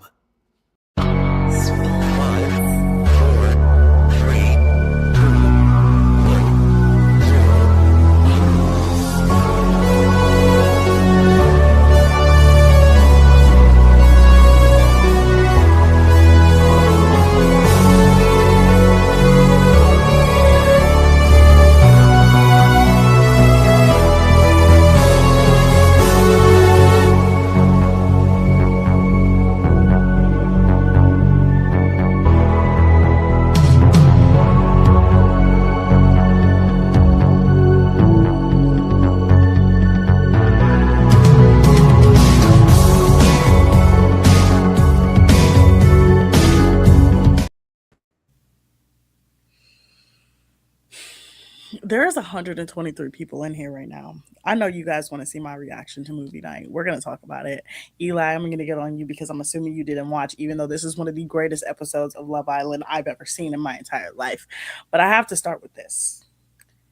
Y'all, I'm 31 years old, right? I'm 31. I'm a nice 31 too, okay? 6 months into it about. LeBron James started playing when I was 8 years old. I was 8, about to turn 9. I went through the first round of will he leave, will he won't leave, when I was like 11. He resigned. Went through the next round, broke my heart.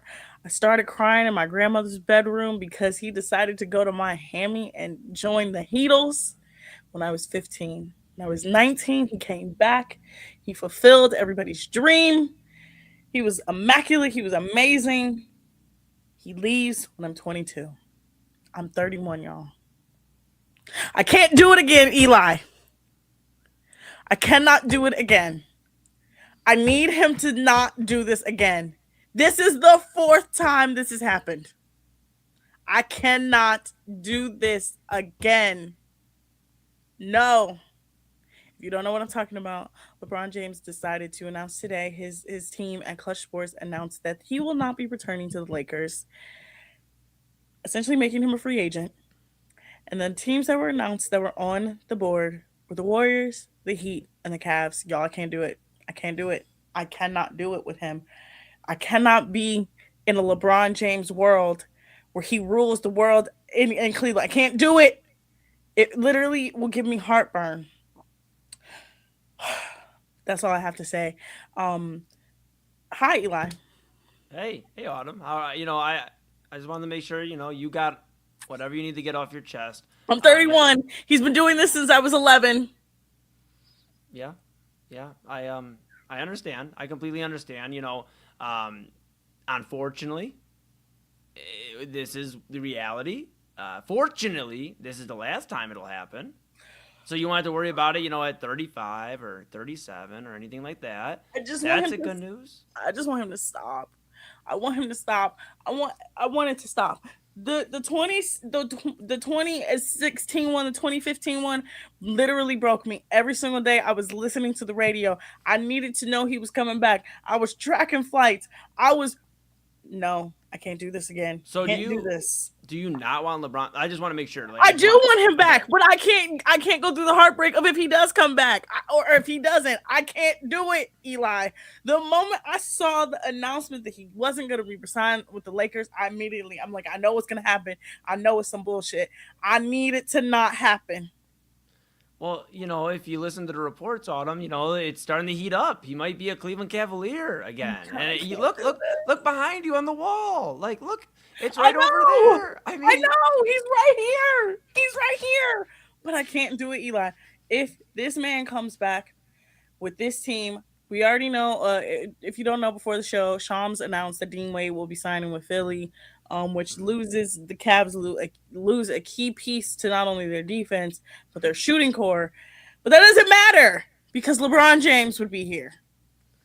Yes, correct. And Brian Winter's rumoring on, kind of giving a little hint on ESPN that maybe LeBron isn't coming here alone. They've been talking, a bunch of analysts have been reporting that LeBron's kind of waiting to see how the dominoes fall first. So this probably will be Anthony Davis. He's made of glass. No. But Jaylen Brown, potentially Jaylen Brown. We talked about it on Primetime here in the last hour about how right now the Cavs are lacking dogs, and we need dogs in here. And you can talk about Jaylen Brown being a number 2. You can talk about him going on Twitch and airing out his grievances. I don't even care. I don't even care. I don't even want to have this conversation because it is so. We've been having this conversation about LeBron and his decisions since 2010. Not even 2009. 2009. Since 2009, I've been hearing about is LeBron going to go here? Is LeBron going to go there? I'm done. It's been 18 years. I'm 31. He's been playing since I was 8. I'm done. Well, here's the good news: is the way right now on Bronny's trajectory, we won't have to do this again with another James. Oh my God, that's the good news. Look. I'm here to give you good news. Bryce is still in college. I'm so happy that Bryce is still in college because he would try to want to play with Bryce. No, I'm done. That's all I wanted to talk about with LeBron. I'm just done. I want to. Okay. We're done. What are we even talking about? Eli, I told you last night. I said tonight is going to be the most important episode of the season. Did you listen to me? I watched a good majority of it. It's been a day. What part did you get up to? I'm going to be honest. I was in and out. I had to, we had to get dinner. We had to take care of it. It was a crazy day, but I saw a lot of KC bashing. He should get bashed for what the hell happened. I don't know how to feel about it anymore. Because I feel like here's the problem I'm having. As somebody who is not as avid as a watcher as you, the problem I'm having is they're all doing the same thing.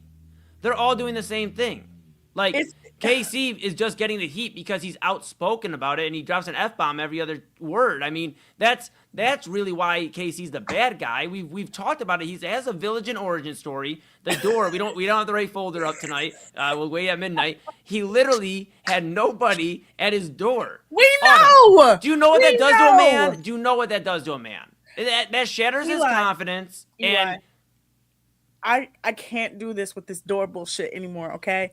But it's a big part of the Love Island. The door bullshit was after night 2. After night 2, the door bullshit has been done.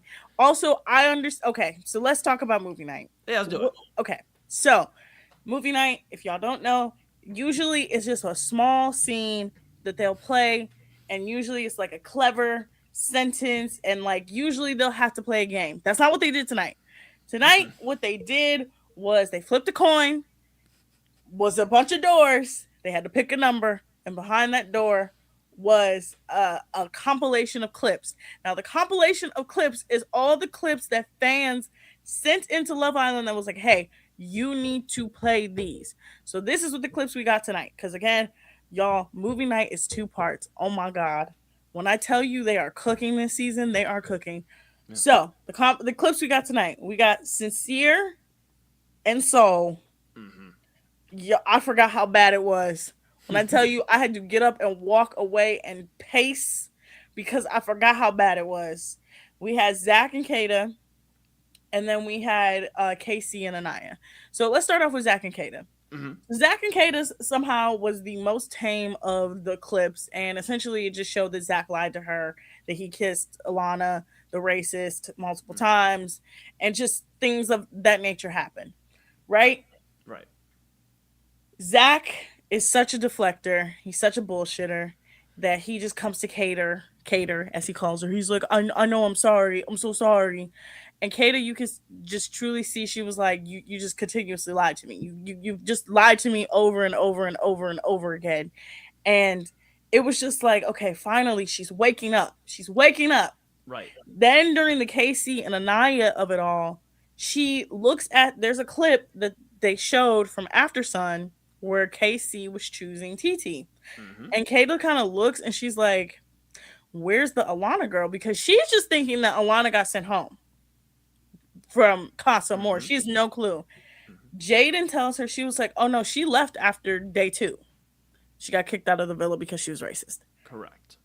This decides, Kata was like, oh no, you lied by omission. You made it seem like I was the only one you were going to choose. You're telling her if I had a choice, I probably would bring you back. But she ends up leaving. And now it's not even just like a thing. You're literally lying. Eli, when I tell you I had to get up because I was like, this was the first part I had to get up. I was like, oh, this is good. Yeah, This I'm gonna be is honest. Good. I'm gonna be honest. I'm like surprised Zach just kind of flies under the radar. We spent a lot of time talking about Casey, and understandably so. I can understand why we talk about Casey, but it seems like all the heat is always on him. Out of all these guys that are kind of crazy, Zach flies. I don't understand why. I mean, and especially the attachment to the racist.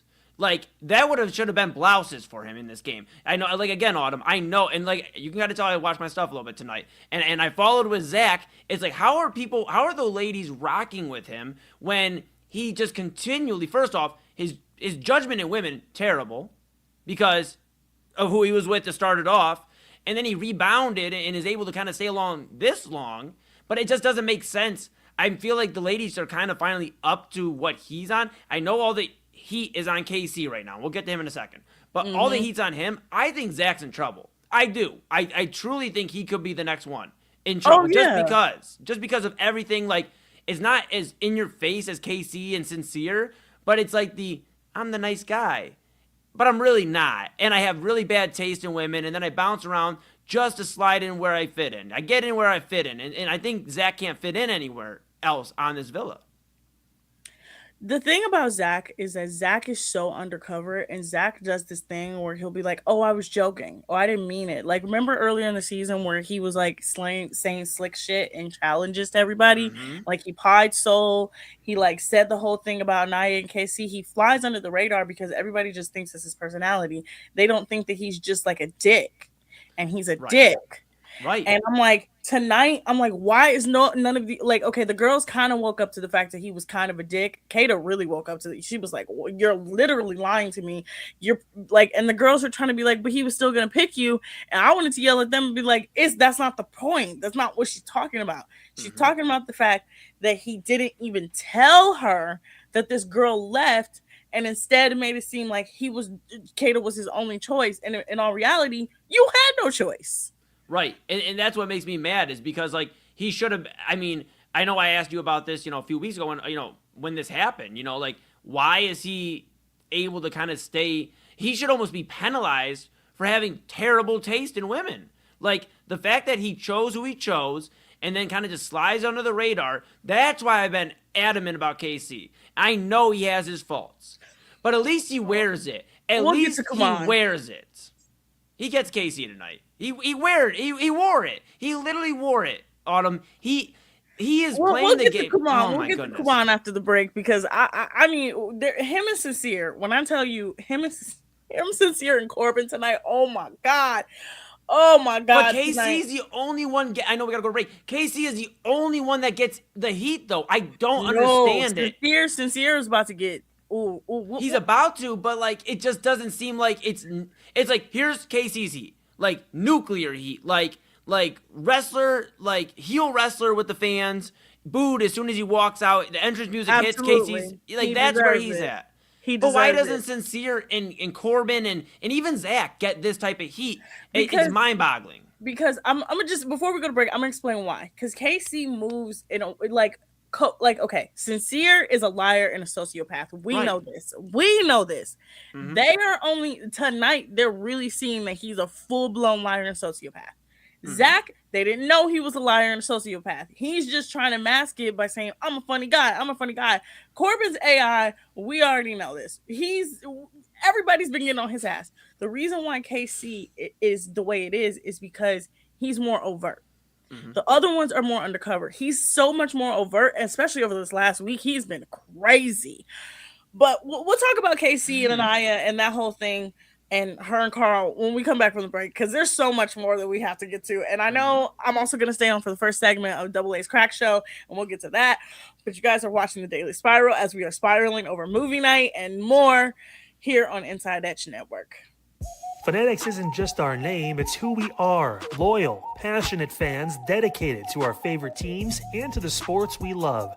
That's why we're honored to be able to offer fans the world's largest collection of official sports apparel and sports jerseys from all leagues, teams, and players you love.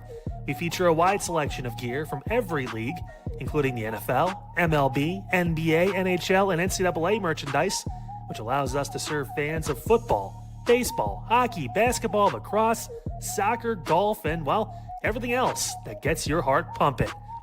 Go to fanatics.com by using the QR code on your screen right now to celebrate your teams. That's fanatics.com, a proud sponsor of the Inside Edge Network, Cleveland's digital leader.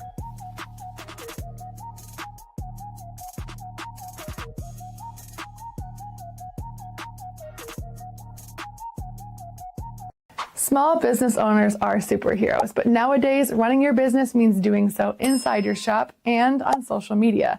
That's why you should make Omega Video Marketing your sidekick. With a decade of content creation experience, I create dynamic, informative, and fun videos for your specific social needs that will increase brand awareness, get you more followers, and keep your social pages and websites current and fresh. I offer flexible pricing and turn times and will work with you to understand your brand and your story. All of that comes from the heart. My award-winning expertise is just the cherry on top. So let's get connected. After all, your brand is the alpha and my expertise is the omega. Discover our collection of handcrafted candles. That's right, every product is thoughtfully created in small batches free from harmful toxins for mindful everyday indulgence. Our candles are hand-poured in coconut soy wax with natural wood wicks, offering a long-lasting burn and rich fragrances. Create a cozy, safe ambiance for your home with candles from Alley Rose Fragrances. First-time customers use the promo code InsideEdge20 to receive 20% off your order. AlleyRoseFragrances.com, proud sponsor of the Inside Edge Podcast Network. Mosser Moments Photography is a husband and wife wedding photography team based in Cleveland, owned and operated by Inside Edge Network's very own Ryan Mosser and his wife Hallie. For the past 10 years, they've captured more than 100 weddings across Northeast Ohio and beyond, always working together as a true two-person team. Their style centers on authentic, emotional storytelling, documenting the real moments between two people in love and creating images that feel natural, comfortable, and true to the couple. Rooted in Northern Ohio but inspired by their travels, Ryan and Hallie bring a warm, personal approach to every wedding day. Their work blends experience, consistency, and a genuine passion for helping couples relive their best day through timeless photography. Learn more at MosserMomentsPhotography.com by using the QR code on your screen right now. MosserMomentsPhotography.com, a proud sponsor of the Inside Edge Network, Cleveland's digital leader.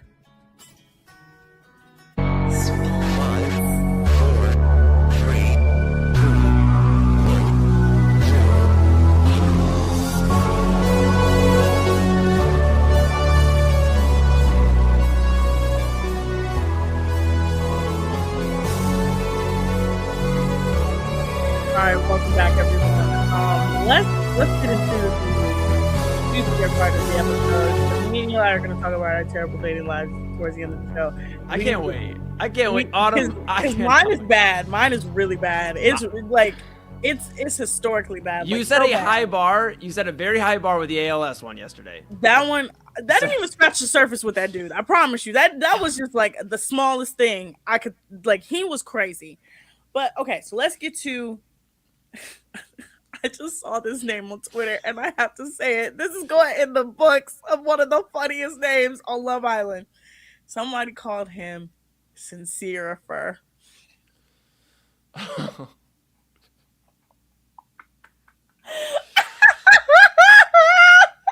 Oh no. He's bad. He's real bad. He's bad. Let's talk about the Sincere. Okay, so Sincere was insane this episode. He's still lying. He's still lying to everyone. He lied to Melanie at the beginning of the episode. He keeps saying, "Oh my God, I know ALS." Boy, you know the alphabet. You don't know ALS. Okay, Yeah. like you don't. So right when Melanie announced it's gonna be movie night, she looks at Sincere and she goes, like, "Sincere, you got anything to tell me? Anything you're nervous about?" He goes, "No." He goes, "No, I'm pretty good on everything." Yeah. Little did he know. So first of all, him yelling at the girls while they're talking about the Anaya Carl situation was crazy. Mm-hmm. Was insane. I'm like, I know you not talking. Then we get to his clips. I forgot just how bad the soul situation really was. I forgot how bad he really was going back and forth between her and Melanie. He really hurt her. He hurt her very bad. I'm an empath, and it hurt me watching that. Like, it hurt me. And that's saying a lot. It was when I tell you, Eli, I had to literally stand up and I was like, oh my God, I forgot about all of this. The back-to-back clips, whoever the production person is, the editor that put this compilation of clips together and edited together, him calling both Soul and Melanie beloved. Oh, that was insane. I said, oh, this man is really crazy. Yeah. He's really insane. I'm like, oh, like, what is going on? Yes. So then the girls are talking about him, and you see Melanie, and you just see her shaking, and like you hear Anaya being like, "Are you want to say something? Like you can, like you," and you just see her just like be like, "Oh my God, like he really did lie to me. Like he really, really, really lied to me." And I think the clip that really got her was the speakeasy clip. Mm-hmm. Because we know he told her he kissed Soul, but she didn't know it was literally right as she was coming in. When I tell you, also, I was looking at the faces of everybody. You know it's bad when every single person was like, oh, this is awful. Right. It's kind of like, it's not the same as Zach, but it's kind of the same tendencies where like Zach's at least a little bit more sly with it, where he's like, he survived this long and now it's like, all right, dude, no, you're literally a bad person. Like the fact, first off, for your taste in women. Secondly, because you just think, it upsets me. I get a little bit of trauma from the show because, you see it, you see this type of stuff go on where, unfortunately, I'm a man, so I can say this, men lie to women and it's not right. And, the fact that he lied to her, he really just kind of pulled the wool over her eyes for a long time. It upsets me. He didn't just lie to her. He didn't just lie to her. He lied. He lies so much. But I told y'all, he lies so much that he believes his lies. He believes what he's saying. And then when you say, when you say, Sincere, you lied to me, he goes, I did? That's how much he lies. Yeah. Is his name even Sincere? What the fuck? Like, that's how much he lies. Yeah, is it like Sincerius the Third or something? Like, is it short for something? I don't know. I just don't understand it. And that's, again, we'll get to Casey or whatever you call him. Kuman, I believe. Kuman is his name. His real name is Kuman Chandler. So let's get to Kuman, okay? So come on. Autumn. No. Because I've heard you and Double A talk about, Casey, is this Casey? No. We're gonna talk about this. I'm glad you at least called him Casey. All right, go ahead. We're gonna talk about Casey. I knew it was gonna be bad. I knew it was going to be bad because, again, I'm not even going to lie. I gave them suggestion of what to put in there. I gave it to them in the Instagram comments, and a bunch of people liked my Instagram comment, and I sent it in a message. So, yes, I'm happy that we got to see what we saw. It hit a little bit different because I think Casey really wanted Anaya just to be like still wanting him. And Anaya showed him this episode. She don't want no parts of him. She literally has moved on to Carl. Her and Carl was kissing and say less. He talking about him and his non-existent walls is talking about how his heart is full and he got butterflies. Okay. Mm-hmm. In that moment, we were watching that compilation of clips, and Anaya goes, "This is why I called you a coward." I said, "Thank you, thank you." And then him trying to be like, "Well, I'm sorry," and her being like, "Whatever." I was so happy that she's just like over him. But I have a problem with Anaya. What did she do that was wrong? Please tell me. Please enlighten me what she did that was wrong. She's playing the game too. She's playing the game too. You're telling me, okay? So so this is my thing. Mm-hmm. This is the contrast that I don't think a lot of people are getting, and I'm gonna tell this to Double A. The contrast between Anaya and Casey was very clear. It is what Casey's clip showed was a clear disrespect of Anaya. That he was using her to stay in the villa. That he was literally mad at her because she didn't pick him night one and he wanted to fuck and she didn't want to fuck. Mm-hmm. Versus Anaya, who was mad at Casey, who said, "You know what? I'm a explore something if something is there." She meets Carl, she explores Carl, but she never puts down Casey. She never talks bad about him. She never says, "Oh, I like Carl more than Casey." She never does any of that. But KC did the complete opposite. He said TT better than Anaya. Anaya, nothing. We don't have nothing in common. He constantly disrespected her versus Anaya, who never disrespected him.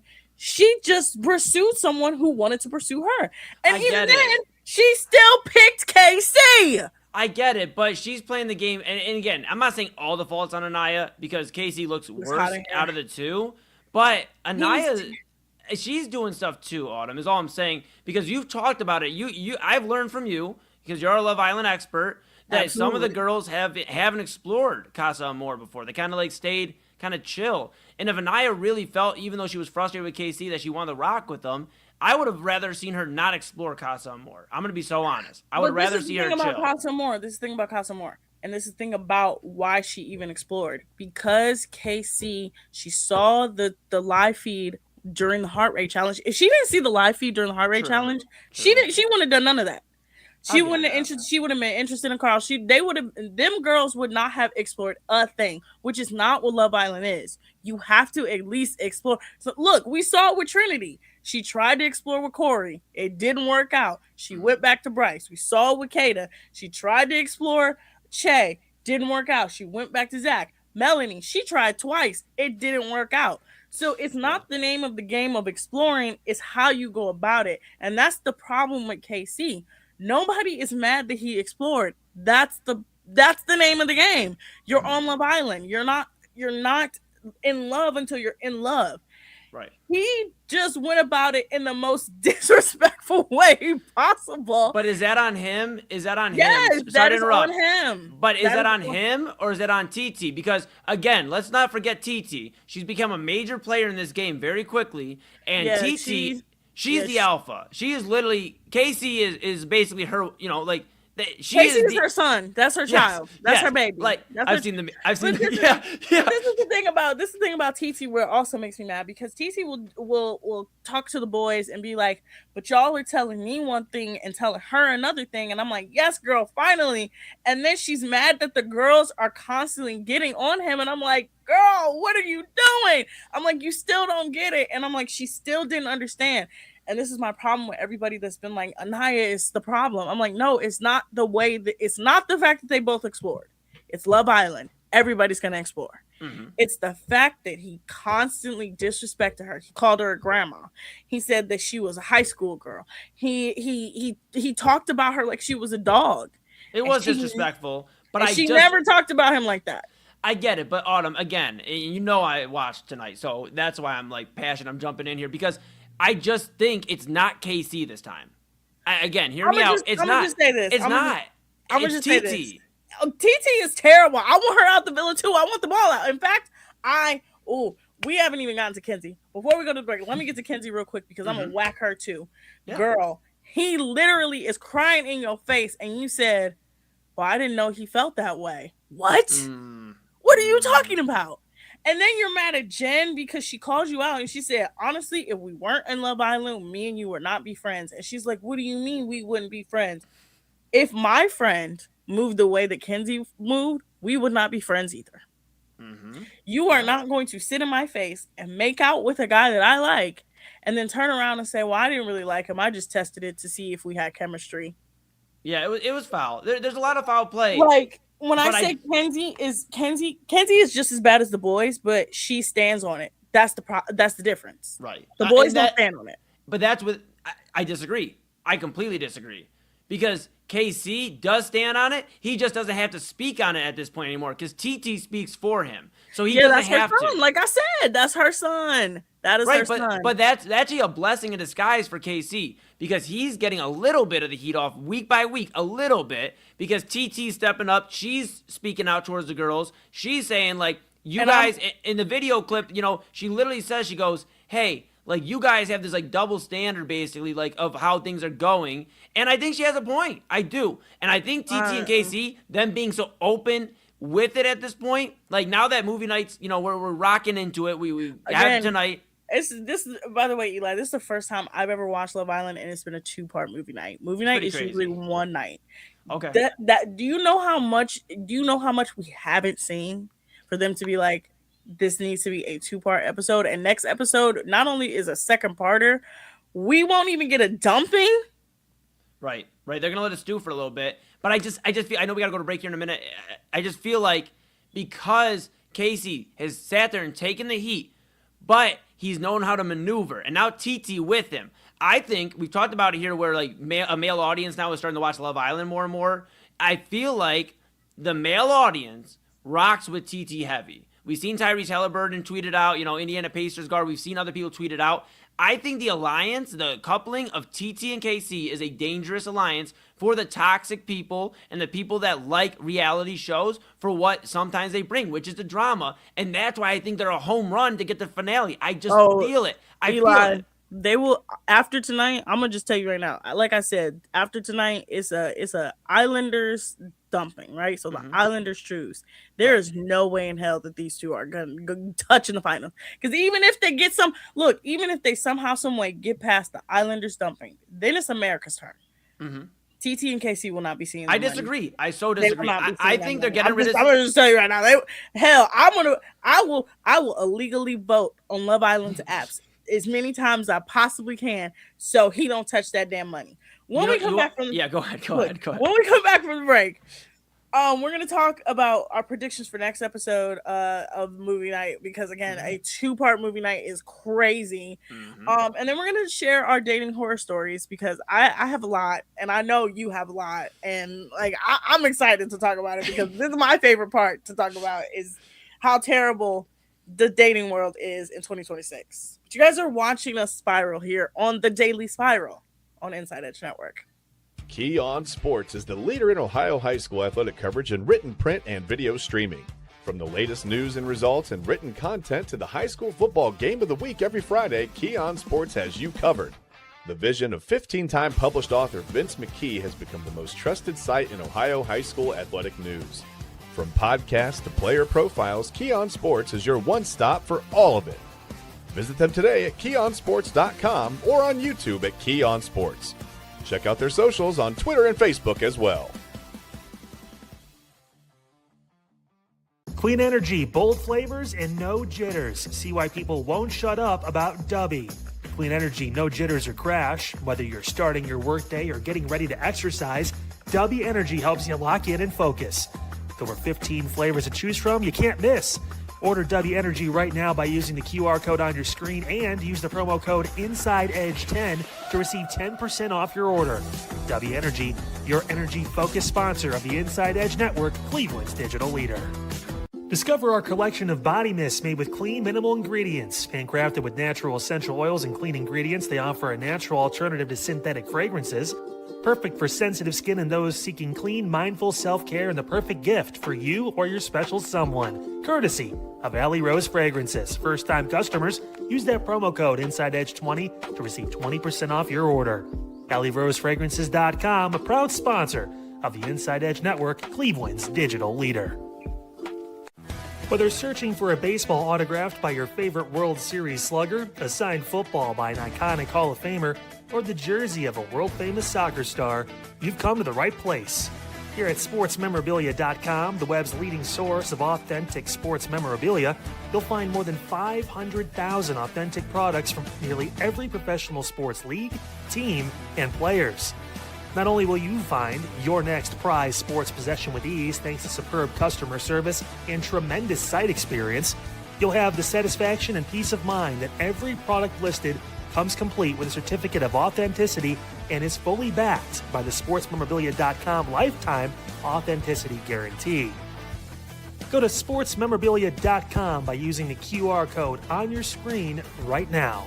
SportsMemorabilia.com, a proud sponsor of the Inside Edge Podcast Network, Cleveland's digital leader. Find us on InsideEdgeNetwork.com for the latest information on your favorite shows, personalities, and network partners. Plus, guess what? We have a merch shop. That's right, we have network polos, t-shirts, champion jackets, hats, and bottles. Rep the network. Every purchase supports independent sports and entertainment media. Use the QR code on your screen right now to check out InsideEdgeNetwork.com. That's InsideEdgeNetwork.com.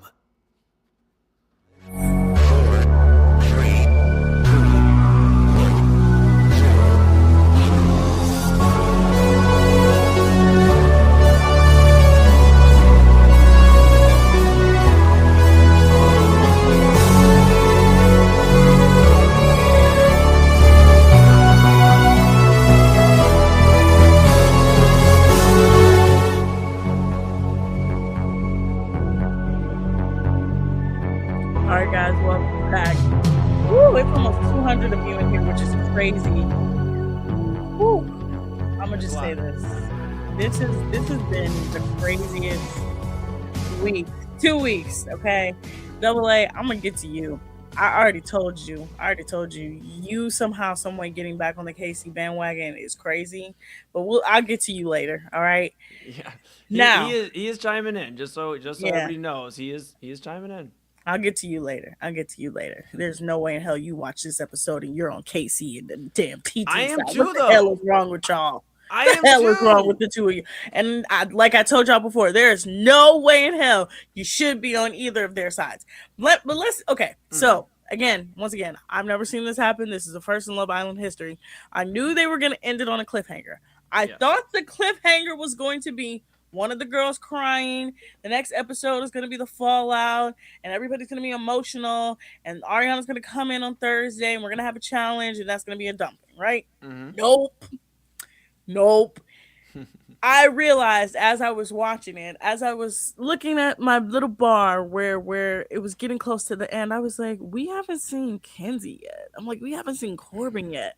Well, we're going to see it next episode. So next episode is going to be the Kenzie files. We're going to see her kiss with Corbin in secret while she was with Caleb.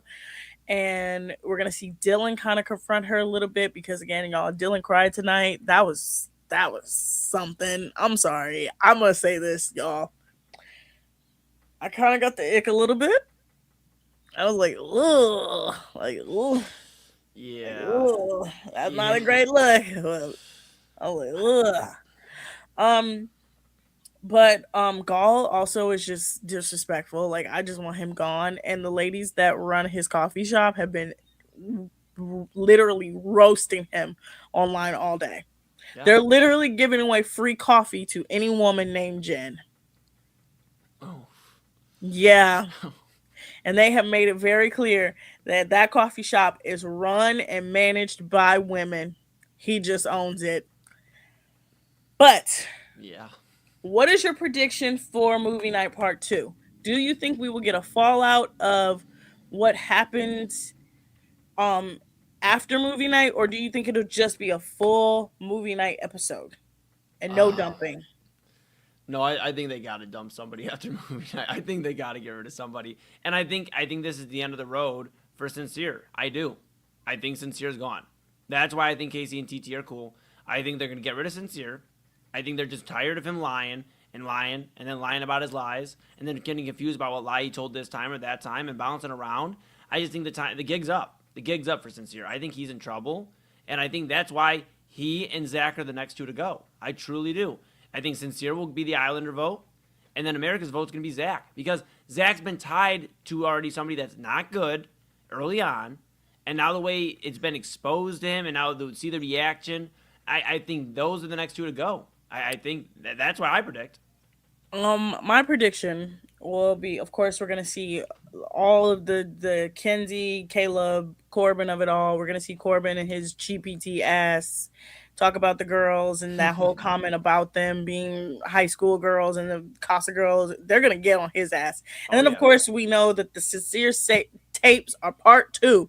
The fact that he lies so much that he has 2 different compilations is ridiculous. Right. But I think we're going to see that. We know Melanie yells at him. I do not think Melanie will self-dump. I don't think that's going to happen. I don't think the producers don't want that to happen, y'all. I'm going to tell you like this. They've had that happen one time before. After they did that, I stopped watching. They learned that after Islanders do that, you cannot do that. Yep. I do think Sincere will be the next person to go home. Zach, I want to personally vote him out. That's what I want to do. I want to personally vote him out. I don't think he's going to be the next one. I think it may be Corbin. Because, okay, so this next dumping has to be 5 Islanders, right? Okay. So I think it'll be Sincere. I think it'll be Amora, because Amora really is kind of there for the plot. She's not really there because of anything. She's kind of there because you needed somebody to tell him Sincere. I think it will be Gall, because he's nothing burger. I think it'll probably be either Jen or Jaden. And then okay, so this is the thing. This is the other thing. I forgot to mention this. I don't think TT will be a Islander dumping. I think she will be a producer taking her out of the competition dumping. Yeah. Do you know why? I did see there was a report going on. She might be in some trouble with the law potentially. So this is the one. Okay, so there are 2 big things on reality TV. Well, there are 3 big things on reality TV you cannot have in your background. You can't have a felony. You can't be racist, and you can't be an assaulter. Right? Those are the 3 things. Especially a sexual assaulter. You cannot do one of those 3 things. Right? Because she has a restraining order, and the restraining order says gun, that she threatened someone with a gun, that's probably a felony. And I know people are going to say, well, she was 17. It's still a felony. Well, TT don't play that shit. I mean, I don't know what to tell you, Autumn. And look, I'm going to just tell you right now, almost every single reality TV show has a thing about restraining orders and felonies. You cannot have a restraining order and a felony, because if anything happens either on the show or you're associated with the show can get sued. They can get sued by the contestants, and they don't want to do that. So why do you think they keep removing all the racist people? They're removing all the racist people because not only is a violation of their rules, it puts the other contestants in danger. It just seems like, while we're on this topic, the vetting for this show sometimes seems so terrible. Oh my God. It's so off. This season last season was bad. I don't understand the vetting this season. Like, I thought we got to a point this season when we were like, look at the cast last season. You got to do better. And I'm not saying that they didn't do better. I think they did do better. I just think they're not actually going forward. Because, by the way, it's not Peacock that's not vetting people. It's ITV America that's not vetting people. Right. Peacock is the distributor. ITV America is the ones that actually produced the show. They just gave the rights to Peacock. Peacock just owns the rights. Yeah, maybe instead of 85 questions, they should maybe limit that a little bit and do some more research on the things that could stem and pop up a week or 2 into the show and kind of alter the course. Yeah. Because I'm going to be frustrated. I'm going to be honest. If TT gets yanked, I understand. She probably will get yanked. But that's annoying, because then that really leaves KC stranded. Then KC and the island. Then he can go get the hell out. That's my look. I kind of want TT to leave, but I think. Look, you have to think about this. They are 2 days ahead of us, right? In terms of shooting, like today is probably their day off, and then they shoot the next episode tomorrow, right? Mm-hmm. Or they shoot the next episode tomorrow, and then Friday's their day off. Mm-hmm. But you got to think about this. What it was our Wednesday is their Friday. Mm-hmm. Okay. Mm-hmm. When they re-yank somebody from Love Island, they just have to let all the episodes air, and then they'll yank them. Right. So my thing is, if they yank TT because, and it's not even just like a little reporting, it's been on People Magazine, it's been on TMZ, it's been on E! News. That is very 3 big publications in America. If Love Island producers, if they get word of it that the audience is like, we want her out, which a lot of people do, they're going to yank her, and they're just going to say, hey, she had to leave for personal reasons, or she just was removed from the villa. Yeah, which in the day and age of social media, come on, Love Island producers, we know what it was. We know. It's just like I just want them to do better, because you can't have somebody with a felony on your TV show. Right. And TT's already becoming a fan favorite again with the male audience. Maybe not the female audience. That says a lot that she's popular with men. That's not a good thing. What's it say? That's not a good thing in my book. To me, I would never want a man to like me. No. Mm-mm. I mean, I'm not saying me personally, but I can appreciate what she brings to the show. I can appreciate that she's like somebody that is the aggressor, the alternative to what we've been seeing with the core 4 and the women. Like, she's kind of exposing them a little bit too, because they do play a shiesty game too. They do. Them girls, look, I'm a stick with the core 4. That's my girls. I love they speak life into each other. I love the fact that TT tried to say, well, y'all was going to jump on him regardless, and they looked at her and said, I wouldn't take back nothing for anything. Autumn, but Kobe Altman loved the core 4 too. Them is my girls. I love me some core 4. Stand on it. Stand in it. Also, funniest moment of the night is Bryce trying to defend himself when Anaya called him out, and Trinity telling him to shut the hell up, and he did not speak the rest of the time. He didn't. He did not. He did not speak the rest of the time. I'm gonna be honest with you though. You know, you keep talking about the core 4. Kobe Altman, remember, he loved the core 4 too. You remember Darius Garland, Evan Mobley, Donovan Mitchell, Jared Allen, and he eventually had to break up the core 4 too. So, well, that's because Darius Garland couldn't stay healthy. If he could have stayed healthy, we would have been fine. But he couldn't stay healthy, and he wasn't consistent. And there's flaws to this core 4. There's flaws to this core 4. There's no flaws. They're all perfect. Autumn, come on. They're all perfect. Come on. I love them so much. I love you, girls. I too love terrorizing men. Keep doing what you're doing, girls. Absolutely. I hope to be you when I grow up. I also love to look, Eli, you got to understand here. My dating life is so trash that I am now in the phase of, yes, I will absolutely be your worst nightmare. You want to bet? I'll do it. I don't want to bet.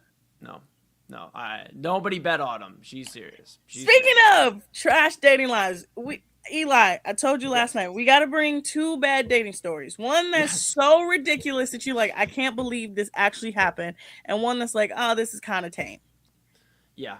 Would you like to do the honors of going first? Yeah, I guess, man, is this tame or not? I don't know. I'll just start telling it. All right, so this isn't necessarily this is like in the weeds. Like, I'm already in a relationship. I've been dating this chick, this is my ex, for a year and a half, roughly, at this time. I was living downtown, was down working at a mortgage company that'll remain unnamed, but I was down there working there, and I was working these like 14, 16-hour days. And I was like, man, it's my birthday, and I worked from 7:30 in the morning, Autumn, to about 8:30 at night, maybe 9. And my girlfriend at the time texted me, and she's like, happy birthday. I have such a great surprise for you. I am so excited to see you. I'm like, okay. Like, now, mind you, disclaimer. My girlfriend, or my ex, now, thank God, but my girlfriend at the time did not cook, which at the time I was, about 20, a young 20s. We were in a young 20s love. And, I put up with it. Her palate consisted of chicken tenders, pizza, and mozzarella sticks. When I tell you we ate out, we had pizza 18 times out of the month because she wouldn't eat anything else. I promise you. That's not the crazy part. So the crazy part is she tells me, I have the greatest surprise for you for dinner. I can't wait. Now, mind you, again, she doesn't cook. There was another time where my mom had to get on the phone with her and try to teach her how to make a steak. and she wore rubber gloves like a nurse would to marinate the steak because she didn't like the texture. So I come home, I ride my scooter from downtown into, to my apartment. Okay. I'm up the stairs, I'm ready. She's like, surprise! And it's a bowl of ramen. That was my dinner for my birthday. A bowl of ramen. Sat there, was probably cooked for like 30, 40 minutes at that point. It was nice and cold.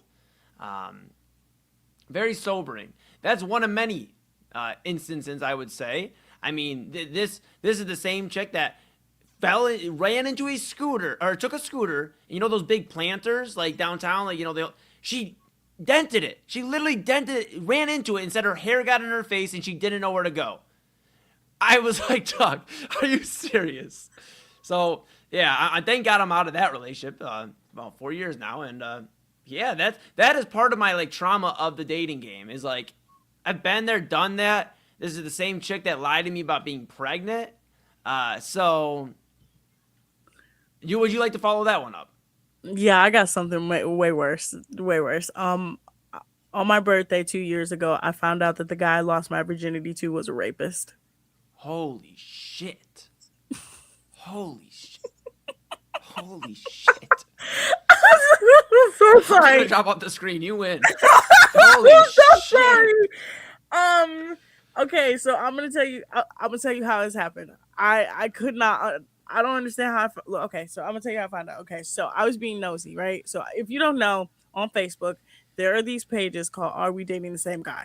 And it'll be like, "Are we dating the same guy?" It'll be Cleveland, Akron, Columbus, right? Mhm. Right. So a friend of mine had a boyfriend who was terrible. I knew who this boyfriend was because this boyfriend dated someone that I went to school with, that I was in class with every day, right? So I was like, I want to know just how terrible he is because I'm nosy. So I go looking, right? And I'm like looking up his name, it's not coming up, and eventually it does. And I'm like, I'm like, oh, okay, so he's trash, right? Mm-hmm. So now, mind you, this is 2 days before my birthday. My birthday is February 12th. This is February 10th, right? Okay. I had a day off of work. I'm just in my bed. I was like, you know what? I said, I found this guy because I don't know if you guys, okay, I'm going to just let you guys know. I'm the FBI friend. I can find anything about anyone. And I was like, you know what? I'm like, I should just look up every single guy I've ever dated to see if they are on these Are We Dating the Same Guy pages. Okay. Safe to say I got my feelings hurt. Mm-hmm. There were so many guys that I was like, oh, I haven't seen him in a long time. Oh, he's married. Oh, he's trash. Oh, he was dating a girl while I was dating him. Then I decided to look up the guy that for an entire summer I had an on and off relationship with, not even a relationship, kind of a weird situationship with. Like I said, I lost my virginity to him. It was a whole thing. So I look him up. It was the second post. Oh my goodness. And I said, oh, okay. I'm like, I'm not surprised, Eli. When I tell you, I'm like scrolling through the comments. I'm like, they're like, yeah, he's just a little weird. He's kind of aggressive. And I'm like, okay, this sounds like him. Like he was kind of weird. Like when look again, when I was dating him, he was weird, but he wasn't that weird. Mm-hmm. So then I get to this one comment, and this girl was like, you need to be careful of him. Oh, no. And I'm like, what? No. And she was like, you need to, and she told everybody, and I knew this fact. He didn't go by his first name. He went by his middle name because him and his dad had the same first name. So he went by his second name. Mm-hmm. So she was like, you need to go online and look him up and look up in the county clerks and see what and I'm like, because he has charges of aggravated assault, aggravated sexual assault. And I'm like, what? Oh, no. Eli, why did I go to the Cuyahoga County Stop. court records? Stop. Look up this man's name. Right there in bold letters was arrest for aggravated sexual assault.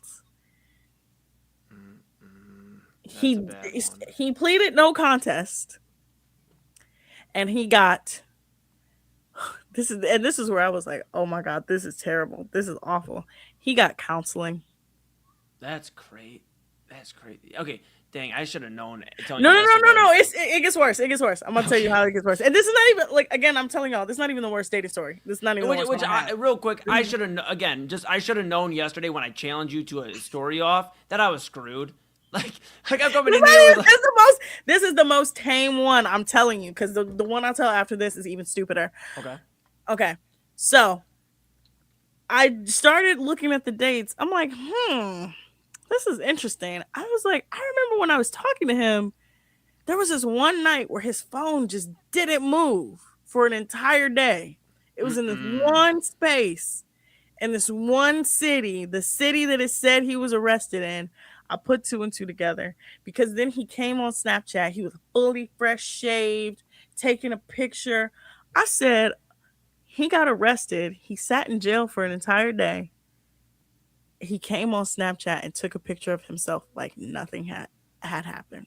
That's diabolical. Like legit diabolical. Like since I found this information out, he's been sued by several people because he's a fraudulent businessman. I found out he was racist, and I found out he has a fetish for older women.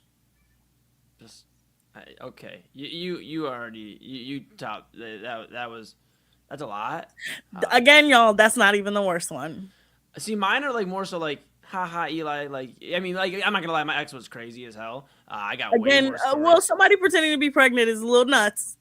Insane. And mind you, I just got back off tour from Texas. I just opened up for Paul Wall, came back in the door from the airport. Like, I didn't come back in the door from the airport. Bob Moon brought me back to the casa, and I thought it'd be Casa Amor, and she surprised me with 2 pregnancy tests. I called my sister about like a few weeks later, and she's like, Eli, no, I just had your nephew a year ago. Those aren't real. And when I called her out on it, she kicked me out of the house. Oh, I'll have to tell Autumn, don't worry, I'm on next Tuesday because we're off Friday. We might have to revisit more stories, but I have one more. No. I want to tease the worst. You know what? I'm going to tell the worst story because it's really fast. Yes. Because my worst story is the time that a guy. Oh my. Okay. I can't believe I'm about to expose myself like this. At one point, my dating life has been so bad that I got profiled on the news for it. Stop, Autumn. Stop. Autumn. I will send you guys the segment of the news story that I was featured in because my dating life was so bad. So maybe we save that one for next Tuesday. I think that maybe is our Tuesday thing. Yes, but I'm gonna tease it. Yeah. The story, I told multiple stories. But 2 of the ones they went through was the guy who tried to take me camping on our first date. And then the guy who asked me for gas money, who was in a throuple. Okay, come on. Autumn, you're living a movie. You're living a movie. It may not a good movie. But you're living a movie. Mine are like so like I feel like innocent now at this point. It's like so like one I have for you is like I was a late bloomer, in terms of like losing the V card. So was I. All of this is, by the way, all of this has happened within the last 7 years. No, yeah. I'm lying. 8 years. Okay. Yeah, I was a late bloomer, and so I was talking to this chick, met her on Tinder, because why not? And I met her on Tinder. We started talking, chopping it up. And I was working, around the area at the time. Now, obviously, anybody who knows me, pretty much, I don't have the wheels right now, so I had the Uber to her house. She goes, yeah, you can get Uber over here, come on through. But I'm working still. So you're going to have to chill, like, while, and then we can talk. So I'll explain. So, Uber to her house, I was like, hey, I'm here. She lets me in. She has her headset on. She's a call center representative for, like, some insurance company. And she's talking to me in between calls. She's like, just talking and whatever. And we're watching, I cannot remember, that show with Portland, and I cannot think of the damn name. Portlandia? Yes. We're watching, which I wasn't a fan of. But we're watching Portlandia, and I'm sitting there, I'm like on her bed, like chilling. She's sitting in her desk, like area right next to me talking, and then she'd be like, oh, hello, da-da-da-da-da-da. And then go back, and I'm like, okay. And so I'm watching Portlandia, I'm chilling. I have to be silent during her calls. Like I'm just sitting there like scrolling on my phone. And all of a sudden, she gets, well, not all of a sudden, she got done, her shift was over, and we're like talking, whatever. It starts ramping up, and then she's like, how many girls have you slept with? And I'm like, well, this would be my first. And she goes, I cannot do that. I cannot be the one that, like checks off your V card and you're in the game. Like, I cannot do that. You're very solid, and I just feel like I am not the person to do that. I feel like I would actually mess your head up. And I'm like naive at the time. I'm like, but it'd be so much fun. I came over and we watched Portlandia. I sat here quiet during your calls. Like, come on. And she immediately said, absolutely not. She said, absolutely not. She said, yeah, no, but she's like, but, we can kick it here and watch some more TV and, chill. And I was like, sure, I guess so. Like, I sat there for like another 20, 30 minutes, called my Uber and went back home. And that was rough. That was a rough one. I hate Portlandia, maybe for that reason. Maybe I'm not a fan of call center agencies anymore either because of that reason. I'm just not a fan of certain things because of moments like that. I Ubered there and back. It was like $30, $40 in Ubers. It's okay, Eli. My mom used to drop me off at dates. So you're nothing. Oh, Autumn, I got you beat. Listen, God rest my aunt's soul. I miss her so much. I used to stay at her house, and we're going to bring Double A here in a minute because it's midnight runtime officially. But listen, Double A, I see you down there. But listen, He's traumatized by me. I'm sorry. My aunt, so I was at my aunt's house, when I would kick it out there, and I was texting this one chick, and I'm like, hey, come on over, come scoop me, come scoop me, and I would always throw, gas money, whatever, buy lunch, whatever, just come grab me, I need the wheels. So she comes, and she's like, all right, I'll be there. Autumn, I passed out.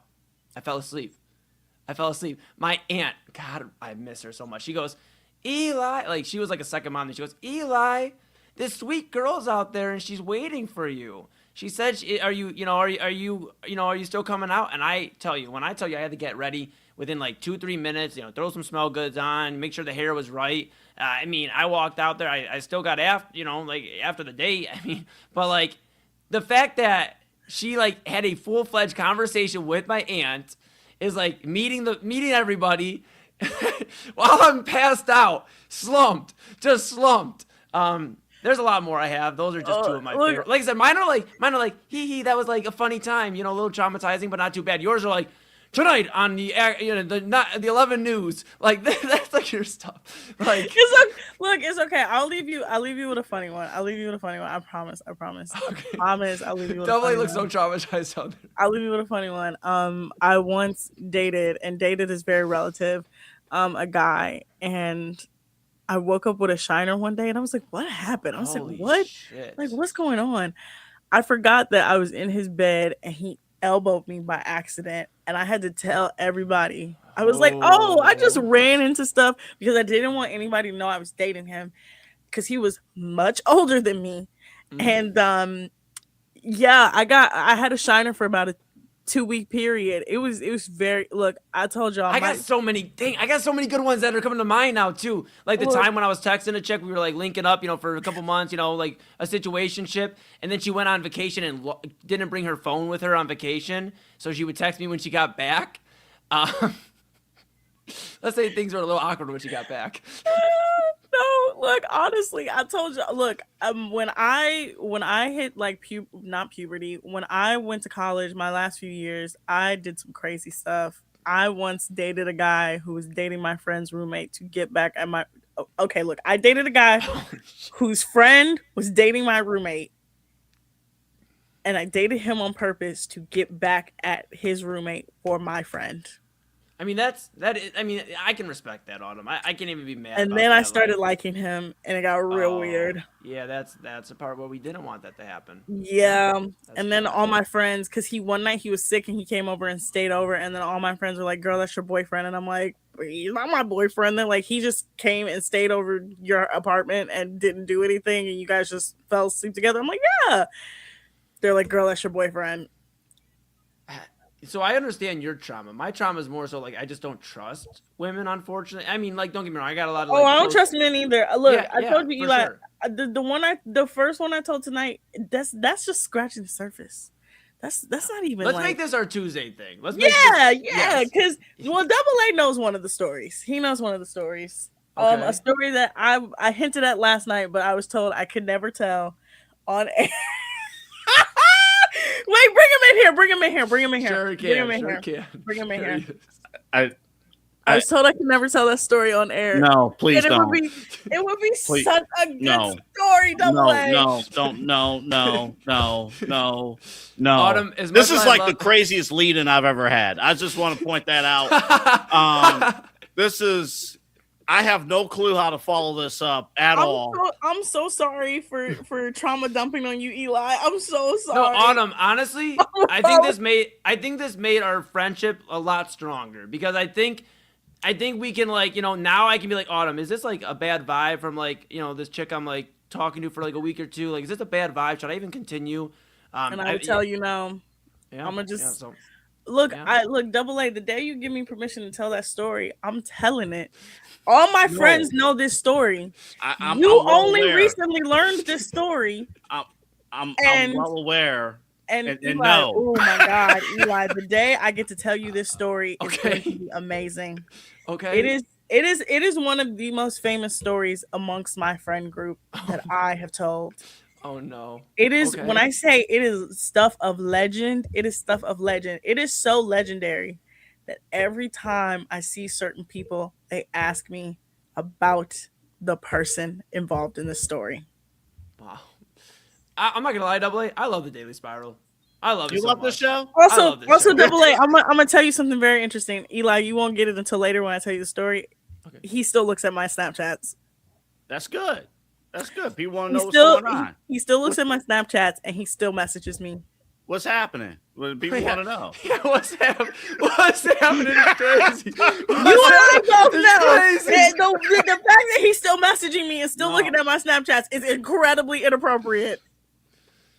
I think it's time to switch.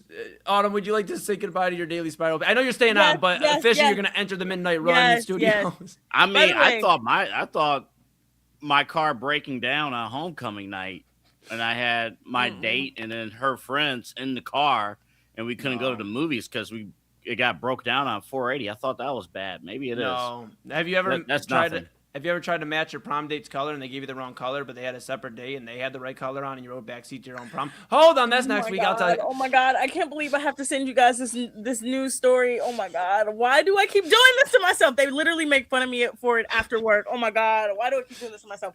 Okay, you know what?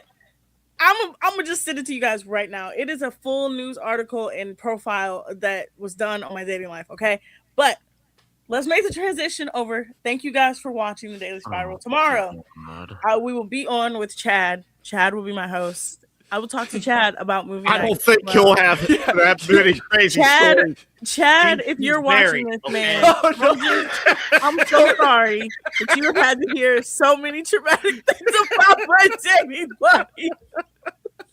Chad's like, so wait, this is the guy I sorry. do primetime with every night? I'm Look, so dude, that's why I'm so sorry. traumatically scarred. Like, this is why I don't date You anymore. will not be allowed to do that show ever When again. when people ask me on why are you single, I'm gonna just start showing them the damn news article. I'm gonna just really start showing them the profile. Dude, Autumn, I'm not gonna lie. This was a lot of fun tonight. I was ready for Love Island. I felt really good about that. And I just will never compare stories again. I'll start next time. Maybe I give like 2 stories that I have and then because there's no following it up. There's no following it up. Eli, I don't think you stand a chance. No, mine are like innocent. I mean, there's a few like the line about being pregnant, like really scarred me for a while. Oh yeah, I scarred knew me. about that beforehand. Yeah, that scarred me. But, Yeah, no. When You look, can't y'all, mess around with that. oh my God, I found the news article. okay. Hey, we're all in a group chat together. You can go ahead and I'm No, sending it now. go ahead and switch to studios. yeah. You know what I want to find when I see you open that, we see the open that news article. I want to open the window and see nothing. Fortunately, I want to be you like won't. KC on day 2. I want to see nothing. Double A, this is team bonding. This is team bonding right here. I get it. Trauma Oh, bonding. So Double A, by the way, asked me to be on for this first segment. I just want to understand, what do you have the problem with my girls? I told you, if you listen to the Daily Spiral, you would know I don't like men, and I will take up for women. I am all for women terrorizing men. No. Don't come at me like that. I have no problem with women sticking up for it. Like, I have no problem. Like, Sincere, I'm glad Sincere got the treatment he got, and he got more coming on Thursday. I have no problem with that. I have no problem with Zach. I have no problem with most of those guys. And for the most part, yeah, You Casey have no was problem dirty. with Zach. Zach is a nightmare. Yeah, No, I disagree. I disagree there, buddy. Zach is literally that sly person that's like, I didn't do nothing, and how could I have known that this or this? I mean, he is literally the sly fox, and it's time his game's come to an end. Yeah, well, but here's my problem. I think you guys, there's a double standard. There's some flaws with this core four. There's some flaws. I agree with that. There's first off, what was Casey's issue in the first place? There wasn't enough intimacy. Okay. In the relate, hold up. See, there wasn't enough intimacy. So then, the moment she gets with Carl, within the first couple of days, she's on top of him. Yeah. And Casey can't defend himself. That's not the problem, Double A. It's That the was way. that was It's not his the problem. problem. It's not the intimacy wasn't the problem. First of all, her body was literally her mind, everything was literally telling her, do not get comfortable with this man. Then Have why you is she ever been fighting there? over- For why real. is she fighting over him then? Have you? Because he has literally. This is the thing. Okay, let's talk about this. Have you ever been with somebody for so long, but your body is literally telling you something ain't right here? Yeah. Yeah, right? Yeah. That's essentially what's happening. She got so comfortable on the emotional side of it that she was like, you know what? I could take what he's giving me. But her body was literally like, girl, do not do anything with this man, right? But that was after a few years. We're talking about a few days. Right. Y'all think, In a look, couple of weeks. Love Island, you think look, Double A, the 3 weeks that they've been in there now, 4 weeks, feel like 4 years to them because they don't have no phones. They can't talk to their family. They can't watch no TV. They can't go on Instagram. They can't go on TikTok. It's just them. So they're talking to each other constantly. They're in each other's face constantly. It's to the point where, yeah, they all live together. They're literally living in a shared bedroom. No, I get well, yeah, and it's very disturbing. Again, I Yeah. would never be on that show. I snore like crazy. There's a reason why we have a high turnover here at the studio. So I snore a lot. Just want to make that clear. But listen, I get that with KC and being angry then, but it's like, to me, anytime KC has said, hey, maybe I might look into exploring a little bit, Anaya never let him finish a conversation. He never let him finish a thought. Watch the tape. It never happened. That's not true, because when this is the thing, the other thing is that even when she said it she literally said it in the fire pit blow up that they had. She literally said, every time I even had those thoughts, he would come in, he would reassure me that that's not what was happening. We were exploring, but that's not what's happening. He wanted to have his cake and eat it too. That's my crux. That's my problem with him. He wanted to have his cake with TT, and he wanted to have Anaya on the side, and he's mad that he can't have her on the side and that she moved on. Then boys talk about, oh, it's a double standard. It's a double standard. It really wasn't a double standard. Anaya never disrespected him. She never said fuck. No, KC. but she didn't choose. They were both disrespectful to each other, though. No, they weren't. This Love Island. Unless you have the talk that you are closed off, you're not being disrespectful. You're playing the game. You're doing Love Island. They never had the closed off talk. They left each other in this weird. But that was Casey's place. get back. Like, the TT thing was Casey's get back for them not being behind the door again. I'm telling you. I'm sick of this damn door. I'm telling you. I have to hear about Do you this not damn remember door? this moment? Look at this moment. Like, there's the moment. You're not going to allow Autumn. You're not going to allow Casey to finish his story. Yeah. No. That's what you're telling me. No. Adrenaline is in his soul right now, Autumn. Okay? Every time I see that clip, it gets funnier because they all really were looking at him like, damn, nobody really did pick you, huh? Like, shit. I mean, my question, Anaya kept saying, you're playing it safe. I've been noticing this the last few days. Casey kept playing it safe. What does that mean? So if he's playing it safe, when they say he's playing it safe, as in like he had more than enough opportunity to pursue Soul. We know he wanted to pursue Soul. He told Soul when she left, if you would have stayed tomorrow, I would have pursued you. It's the problem is that he made it seem like Anaya was just preventing him from constantly pursuing people when she literally said, if you want to explore, go explore. Hell, she literally has proven over the last couple episodes it's not about that he was with TT. It's the way he went about it when he came back of like, nobody picked me, nobody wanted me, and that damn door, and they literally said we didn't know you. It's the way he's moving afterwards that's like disrespectful. Even in that conversation yesterday, I disagree.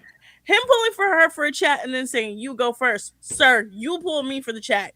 It's about you at this point. It's your closure. Yeah, but Autumn, listen, like here's the thing. I think the girls, and thank goodness the producer are probably going to yank TT off because that's the girl's worst nightmare. But that's the girl's worst nightmare. TT is literally Eli's right. Yep. She is striking fear into those girls. Way to say, look, no, hell no. The way that she was like, and if he still would have brought me back and she would have picked Carl, y'all would have had a problem. And them girls looked at her and said, nah, we still would have got on his ass.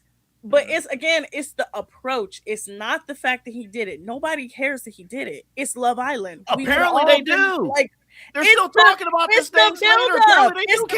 It's the grandma comment. It's the comment talking about they know she about never the did grandma that comment with me. all this time. Is this? Well, the Casa girls is this. It's the disrespect. That's where I'm like frustrated with you two. It's not that he brought somebody back.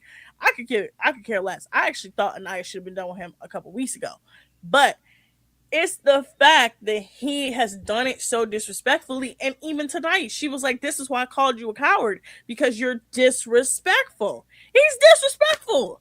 Like, he's disrespectful. Now, he's not double A. No. We got to move on because we got to talk about Sincere. Hold on. Let me get one last thought. I agree KC has been moving in a disrespectful fashion. Mm-hmm. Yes. But I do believe also that in some way, shape, or form, there's equal energy both ways. Yes, correct. She's not being disrespectful. She literally the core four jumping all over. I love Casey, you guys. Keep not letting him talk. Yeah, I mean it's kind of like he's felt disrespected himself a little bit with like the constant comments towards him. They're all, like I said on the Daily Spiral here in the last hour. They're constantly jumping on him. It's never anybody else. But always him. So at some point, he's like feeling cornered, feeling attacked. They about to jump on Sincere, but they also not jumping on Sincere because they know Melanie got that. They still don't know the extent of the shit that Zach has been talking about them. Yeah. They also jumped on Corbin. Corbin, he been getting his lashings too since Friday. Corbin been getting his lashings since Friday for a while, but they still don't know the extent of what Zach has done. They only know the Kata part of what he's done. They don't know the interfering in their relationships. Trinity they're definitely going to talk about how he tried to break her and Bryce up. 100%. We're going to talk about Kenzie on Thursday because the clip I voted for made movie night, and they're going to play it on Thursday. Let's go, Double A. Good job. I saw it. I'm like, oh. I hope they also show her talking shit about Melanie. Oh yeah. If you noticed with Kenzie, so anytime like the core four, we was just having a discussion about the core four. Anytime, did you notice Autumn and Eli that subtle, like every once in a blue moon, they cut to a shot of Kenzie and she did not care. Yeah, because Kenzie don't care. Kenzie making out with Gall, being like, I'm treating kisses like handshake. I just want to see chemistry. Girl, that's the most insane thing I've ever heard. I'm treating handshakes like kisses like handshake because I want to see the chemistry. I was like, this trash. Girl. That was nuts. A demon line. Although I will admit, I agree with you guys on one thing. What was his name? Dylan? Yes. Him kind of tearing up a little bit. Crying. Oh my God. I don't know. I felt so bad for him, but I also was like, if a man cries in front of me, I'm sorry. I will laugh. I'm not even gonna lie. Hold up. Didn't he watch the show? Come again? Yes, that's the other part. That's like So he knew how Kenzie was moving in the first. Real quick, I know we're short on time. Sincere. I'm so happy. Let me tell you. Let me tell you. Like I told you, Double A. Did you hear his new nickname? I might have missed it. Sinsucifer. I can't even argue with that. That's funny. Sinsucifer is so genius. Sinsucifer. Yeah, he's not a good guy. He's also look. Think about this, y'all. Before we go to break, think about this. Sincere is the only one that's getting 2 videos. Yeah, And nobody else is getting 2 videos. And I think he needs more videos. 2 videos. Yeah. Like I told Eli, he lies so much that he doesn't even realize it. He again tells everybody, "Oh, I know ASL. I know ASL." He only knows the alphabet. That was so stupid. That was stupid. I'm like, bro, what are you doing? And if you notice, guys, all right, the guys, they're defending KC, jumping in, trying to help. Even Bryce was trying to make a little bit of sense of what Casey was doing. When the Sincere clips was playing, when I say all of them were like, what the fuck? Yeah. Because not a peep. They all did this. The reason why, but I'm gonna tell you the reason why is because they knew the KC was bad. KC was bad. They didn't know how bad the Sincere was. Sincere lied to literally every single person. Yeah, Sincere lied so badly that even the Casa boys were like, yo, it's kind of a thing of like you forget it's happening. And then you see it and you're like, oh shit, I remember that this happened. And I think that's what happened with the Casa boys. They were like, oh shit, we saw this happen. Oh wait, we remember how this goes. Yeah, right, right. When they all sat there and was like, yo, what the fuck? And then Melanie just not saying anything and her just being like you could just see it in her face that she just was like, I can't believe I actually believe him. I think the clip that got everybody in that Sincere compilation was the speakeasy and the beloved. Yeah. And the quick walkout, they showed it. I was so happy. I almost forgot about it. Like, Soul walked out, Melanie walked in. Yeah.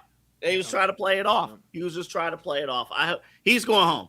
He's going home. He's all right. Eli's telling us we have to wrap this up. But Autumn, I know you're gonna have a ton of thoughts. Even though Love Island's off tomorrow, but Thursday. I'm a quiz Chad. Chad, I know Chad is watching, and I know y'all are going to roast me because I did send y'all the article. So, Chad, be prepared tomorrow. We're going to talk about it because we're going to be post 24 hours. So, that means everybody's going to get think pieces out. And unfortunately, we're also probably going to talk about LeBron. Autumn, you said you weren't going to talk about How do you think LeBron would – I'm sorry, Eli. How do you think LeBron would do in the Villa? He's talking to multiple teams all the time. He can't make a commitment. He can't make something exclusive. LeBron in the Villa would be Sincere. I was just about to say that, Autumn. I was just about to say that. Same thing. He would be Sincere. He lies. James. He literally lies so much that he believes his own lies. Look, how many times has LeBron been caught lying? A bunch. He lies so much that you catch him when you catch him on the lies. And he's like, huh? I didn't say that. You're like, yes, you did. That was in my monologue for the next segment. Like, LeBron is Sincere of the NBA. And how he would move in the Villa. I'm not even joking. That was in my monologue. Yeah, he would be Sincere. He wouldn't be KC. He wouldn't be Corbin. He would be Sincere because he lies so much that he believes his own lies. Again, y'all, he told everybody that The Godfather was his favorite movie, but couldn't quote a single line from it. And he's always at the same page in the book. I don't understand. Autumn, say goodnight. Good night, everyone. I'll see you tomorrow at 11 o'clock, and we'll talk more about Love Island and all the other things. Thank you for having me on your crack show, Double A. I'm sorry for traumatizing you, Eli. I'm sorry for traumatizing the audience. I will get everyone's thoughts on the article and video that's attached to the article because there's a video. Oh my Lord! There's a video attached to the article. Lord. Boy, this is the one time where I hope 1 a.m. does not come. It's okay. I'll still be up at 1 a.m. because literally every time after one of these episodes, I can't sleep. So I'll see you Great guys job, tomorrow, Arlo. though. What an Thank you. endorsement. We'll be back. We'll talk LeBron, Jaylen Brown.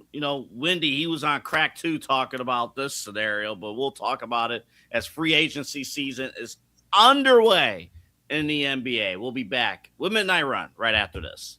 Fanatics isn't just our name, it's who we are. Loyal, passionate fans dedicated to our favorite teams and to the sports we love.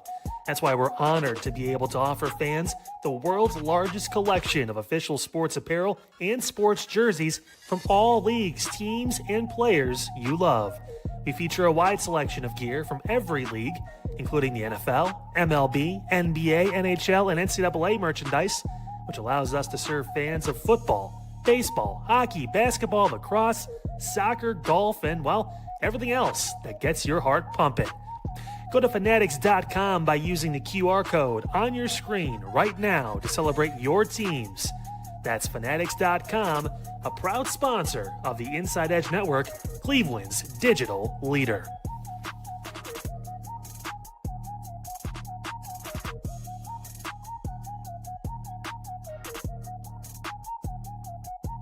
Small business owners are superheroes, but nowadays running your business means doing so inside your shop and on social media. That's why you should make Omega Video Marketing your sidekick. With a decade of content creation experience, I create dynamic, informative, and fun videos for your specific social needs that will increase brand awareness, get you more followers, and keep your social pages and websites current and fresh. I offer flexible pricing and turn times and will work with you to understand your brand and your story. All of that comes from the heart. My award-winning expertise is just the cherry on top. So let's get connected. After all, your brand is the alpha and my expertise is the omega. Discover our collection of handcrafted candles. That's right, every product is thoughtfully created in small batches free from harmful toxins for mindful everyday indulgence. Our candles are hand-poured in coconut soy wax with natural wood wicks, offering a long-lasting burn and rich fragrances. Create a cozy, safe ambiance for your home with candles from Alley Rose Fragrances. First-time customers use the promo code InsideEdge20 to receive 20% off your order. AlleyRoseFragrances.com, proud sponsor of the Inside Edge Podcast Network. Mosser Moments Photography is a husband and wife wedding photography team based in Cleveland, owned and operated by Inside Edge Network's very own Ryan Mosser and his wife Hallie. For the past 10 years, they've captured more than 100 weddings across Northeast Ohio and beyond, always working together as a true two-person team. Their style centers on authentic, emotional storytelling, documenting the real moments between two people in love and creating images that feel natural, comfortable, and true to the couple. Rooted in Northern Ohio but inspired by their travels, Ryan and Hallie bring a warm, personal approach to every wedding day. Their work blends experience, consistency, and a genuine passion for helping couples relive their best day through timeless photography. Learn more at MosserMomentsPhotography.com by using the QR code on your screen right now. MosserMomentsPhotography.com, a proud sponsor of the Inside Edge Network, Cleveland's digital leader.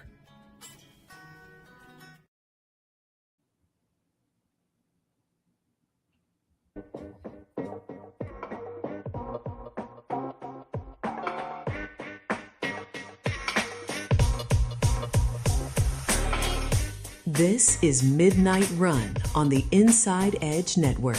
Here's your host, Anthony Alford.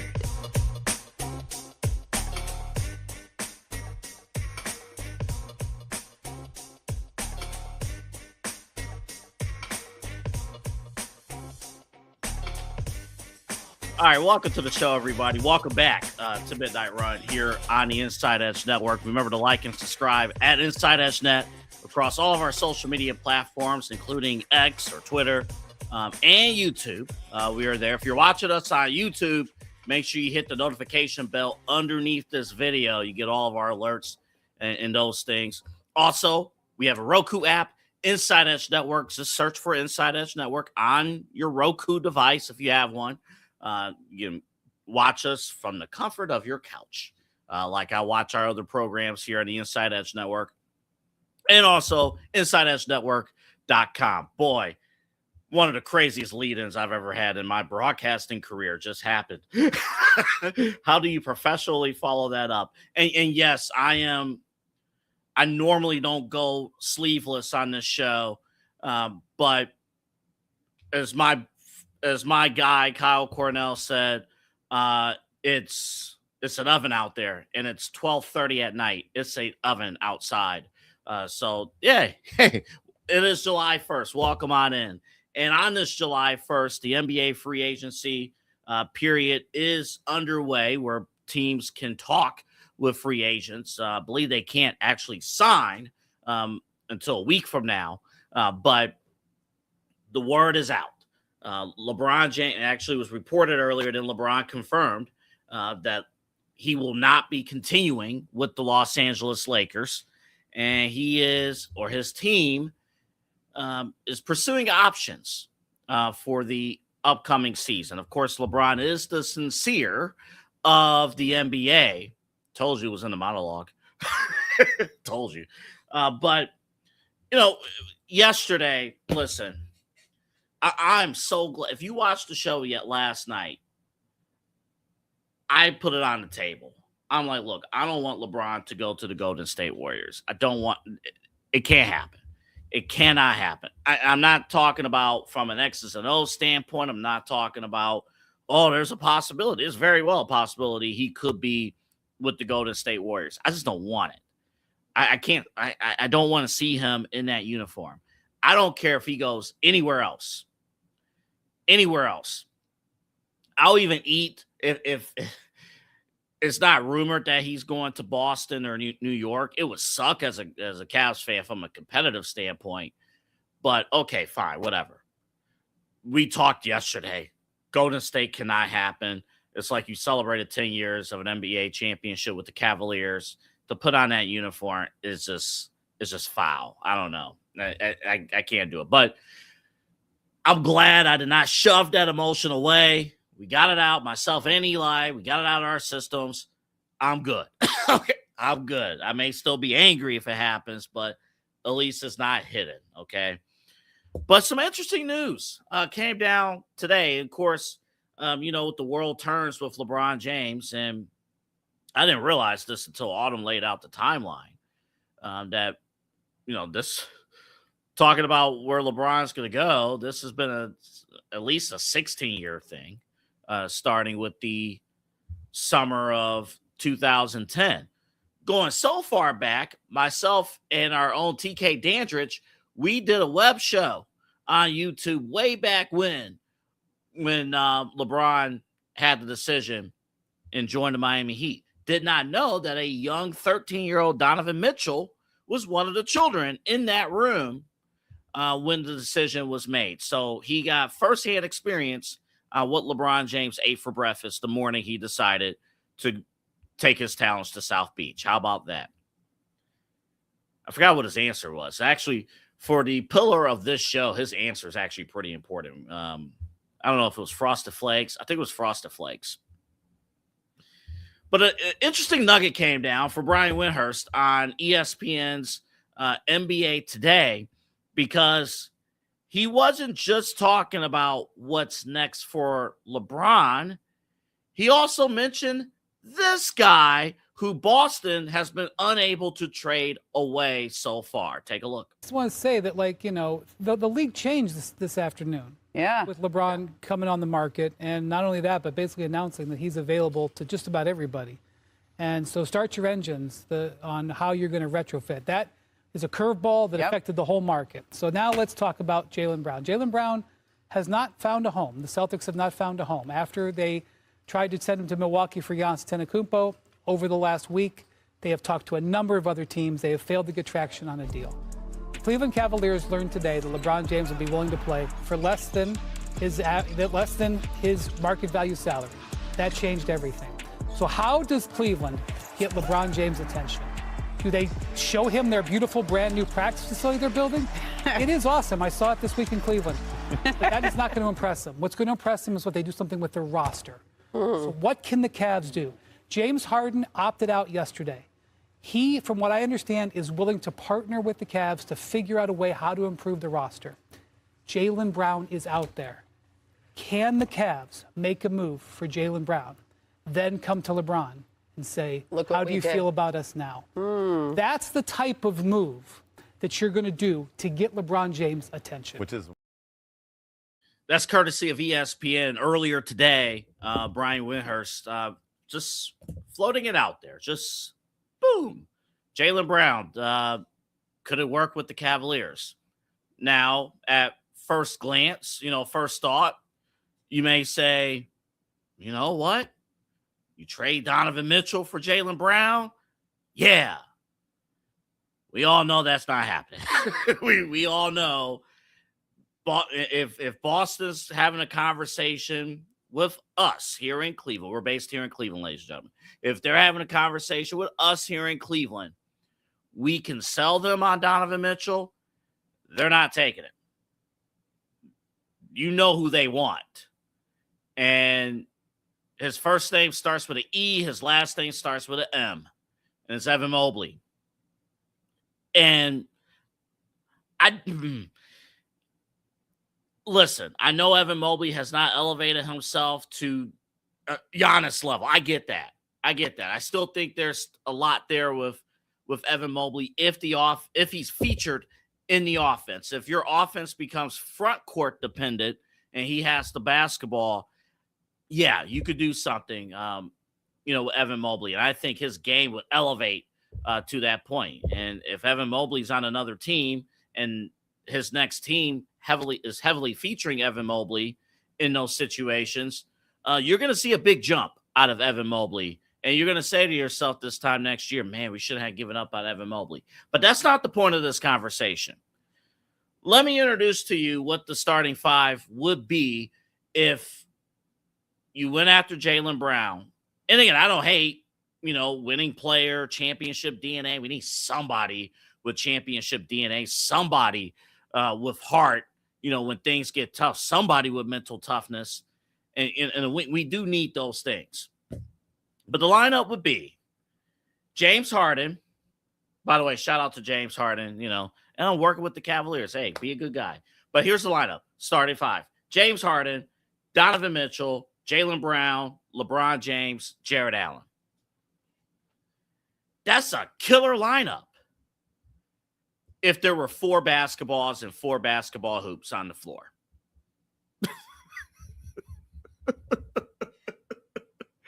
There's only one basketball. There's only one ball. I can't have this team run that lineup and James Harden holding on to the basketball for 18 seconds of the 24-second shot clock. It's a killer lineup offensively if there were multiple basketballs. If they could somehow find their offense, right? But that worries me a ton. That's why I really believe that lineup would work if Donovan Mitchell, or better yet, James Harden, was not a part of that lineup and Evan Mobley was. When you're acquiring star players, you can't obviously get everything that you want. And Eli talked about it on the show yesterday, and it's true. It's flat out true. LeBron is not just coming here just because. It's not just going to be just a feel-good moment he comes back. You need to show what you're doing. You need to lay it out. And Wendy, who's typically not a sports talk or a hot take. That was what I wanted to say. He's not typically a hot take guy. He's in the know. There's a reason why he floated that out there. As we always say, where there's smoke, there's fire. There's a reason why that was floated out there. But from a basketball standpoint, I'm not going to shut it down. It will be an exciting team. I still worry that defensively I don't think they would be good defensively still. I think that would be a problem. But you would have killer scorers. But I worry, again, that there's only one basketball. if you do that. If that is the approach that you're trying to accomplish. If you say, no, we're not trading Evan Mobley, but you trade Donovan Mitchell, I'm cool. Sold. Hand over the keys. Let's run. Let's make this happen. And yes, that's the sales pitch. But you got to convince Boston, if you want to, that this is the move.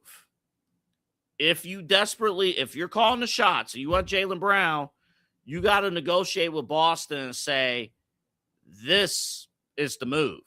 And I would encourage the move anyway. Donovan Mitchell's on a contract year. I mean, you're going to have to move him anyway.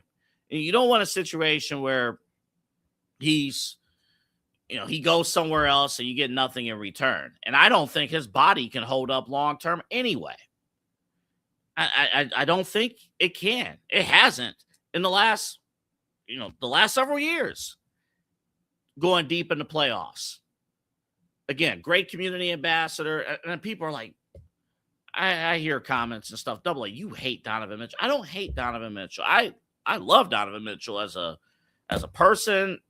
He's a baller. He gets after it. He's a positive guy. I love him. I think in the right circumstance, Donovan Mitchell could be a number 2 or even a number 3. He can't be your best player. He can't be your number 1. If none of this happens, right, and LeBron goes somewhere else, he goes to Golden State, Jaylen Brown goes somewhere else, and, I mean, we make moves for our bench, but we run it back, right? And we'll have a conversation either later this week or next week about accepting running it back, right? If that's the case, Donovan Mitchell's not going to be the one to get you over the hump and winning an NBA title as your number 1. He cannot be a number 1. He's too short and his body can't hold up. And I keep going back to this. James Harden had more playoff minutes than Donovan Mitchell. That's still, to me, that's crazy to me. That is crazy to me. Would I do Mitchell, Allen, and picks for Jaylen Brown in a contract field? Yeah. I got to think about it. It's not a definitive yes. I do like Jared Allen too, though. Jared Allen, though, is kind of a little bit expendable. Just a little bit. Just a tad. But I like Jared Allen. I can't tell you how many times we were on the air and, like, out of the blue, we look at the score, the stat sheet. Oh, Jared Allen randomly on a Sunday night while we're doing the main event. Oh, he put up 40 points. Whoa. Like, whoa. That's a great question. You got to find a way. I think if you want Jaylen Brown, you got to do it in a way where you're not giving up Evan Mobley. I think he's too good to give up. And if it's you give up Evan Mobley or bust, I mean, again, we go back to the Anthony Davis thing for a second. And that's why when I saw those reports, it's Clutch Sports doing Clutch Sports things. When I saw the reports, LeBron is making it a talking point that Anthony Davis has to be with him with Golden State. That is so much BS. Like, come on now. Come on. And now this report is floating out. Of course, Brian Windhurst, who's known LeBron and has known the Clutch Sports camp for 25 plus years, going all the way back to St. Vincent, St. Mary. So, come on now. You know why that was floated out today. All right, let's take a quick break. When we come back, we're going to do Around the Dial. You're going to hear, and I love Around the Dial because it's not just local reaction here. It's not just national reaction, but you're going to hear reaction from some of the other cities that is in this conversation with LeBron, or in the case of Los Angeles, was in the conversation with LeBron. LA, they're talking about LeBron leaving as a slap in the face to the Los Angeles Lakers. KNBR out of San Francisco, Oakland. LeBron and Curry joining forces. Do they need to join forces for them to get championship number 5? And then Miami's in the discussion too. Again, remember, it seemed like ages ago, but they have a new player. Giannis is with Miami. Could there be a return? Is it realistic that LeBron could return to Miami? Is Pat Riley, can they figure that relationship out? We'll talk about all that coming up after the break here on the Inside Edge Network. This is Midnight Run. We are locked and loaded, busy. Glad you guys are with us right here. Again, remember to like and subscribe at Inside Edge Net. More to come right after this. Key On Sports is the leader in Ohio high school athletic coverage in written, print, and video streaming. From the latest news and results and written content to the high school football game of the week every Friday, Key On Sports has you covered. The vision of 15-time published author Vince McKee has become the most trusted site in Ohio high school athletic news. From podcasts to player profiles, Key On Sports is your one stop for all of it. Visit them today at keyonsports.com or on YouTube at Key On Sports. Check out their socials on Twitter and Facebook as well. Clean energy, bold flavors, and no jitters. See why people won't shut up about Dubby. Clean energy, no jitters or crash. Whether you're starting your workday or getting ready to exercise, Dubby Energy helps you lock in and focus. With over 15 flavors to choose from, you can't miss. Order Dubby Energy right now by using the QR code on your screen and use the promo code InsideEdge10 to receive 10% off your order. Dubby Energy, your energy-focused sponsor of the Inside Edge Network, Cleveland's digital leader. Discover our collection of body mists made with clean, minimal ingredients. Handcrafted with natural essential oils and clean ingredients, they offer a natural alternative to synthetic fragrances. Perfect for sensitive skin and those seeking clean, mindful self-care, and the perfect gift for you or your special someone. Courtesy of Alley Rose Fragrances. First-time customers, use that promo code InsideEdge20 to receive 20% off your order. AlleyRoseFragrances.com, a proud sponsor of the Inside Edge Network, Cleveland's digital leader. Whether searching for a baseball autographed by your favorite World Series slugger, a signed football by an iconic Hall of Famer, or the jersey of a world-famous soccer star, you've come to the right place. Here at sportsmemorabilia.com, the web's leading source of authentic sports memorabilia, you'll find more than 500,000 authentic products from nearly every professional sports league, team, and players. Not only will you find your next prized sports possession with ease thanks to superb customer service and tremendous site experience, you'll have the satisfaction and peace of mind that every product listed comes complete with a certificate of authenticity and is fully backed by the sportsmemorabilia.com lifetime authenticity guarantee. Go to sportsmemorabilia.com by using the QR code on your screen right now. Sportsmemorabilia.com, a proud sponsor of the Inside Edge Podcast Network, Cleveland's digital leader. Find us on InsideEdgeNetwork.com for the latest information on your favorite shows, personalities, and network partners. Plus, guess what? We have a merch shop. That's right, we have network polos, t-shirts, champion jackets, hats, and bottles. Rep the network. Every purchase supports independent sports and entertainment media. Use the QR code on your screen right now to check out InsideEdgeNetwork.com. That's InsideEdgeNetwork.com.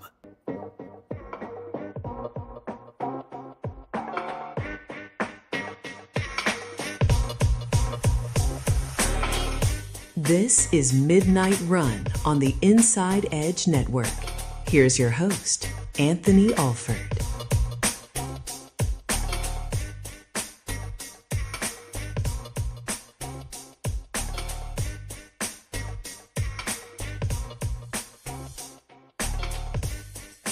Sorry, I was on Twitter during the break. I forgot Love Island earlier. Caleb asked, it was quick. This was like a 10-second clip. What does French fry mean? Do y'all know? And they had to explain DJing and what that meant. Boy, that was funny. Tomorrow on our show, there's a very important world championship fight happening this weekend here in Cleveland. We'll get into that story coming up tomorrow on Midnight Run. It's fantastic. We have a lightweight, heavyweight champion who is from Cleveland and is going to headline a card that you can see on TNT coming up on July 4th from here in Cleveland. Eli and I will both talk about that tomorrow here on Midnight Run. I am so excited to get into this. Watched a couple of his fights already. He's the real deal. He's going to be a household name for years to come in boxing and combat sports. We'll get into that tomorrow here on Midnight Run. All right, let's go around the dial, and we're going to start with Los Angeles, 97.1, The Fan in Los Angeles. Again, around the dial, it's not just a local perspective here in Cleveland. It's not just a national perspective, but you take a story that means a lot to us, and how are they thinking across the street? What are your neighbors thinking about said story? So LeBron is the story in sports right now. He left the Lakers, and the host on 97.1 The Fan in Los Angeles are discussing whether or not LeBron leaving is a slap in the face to the Los Angeles Lakers and taking less money for it. Take a look.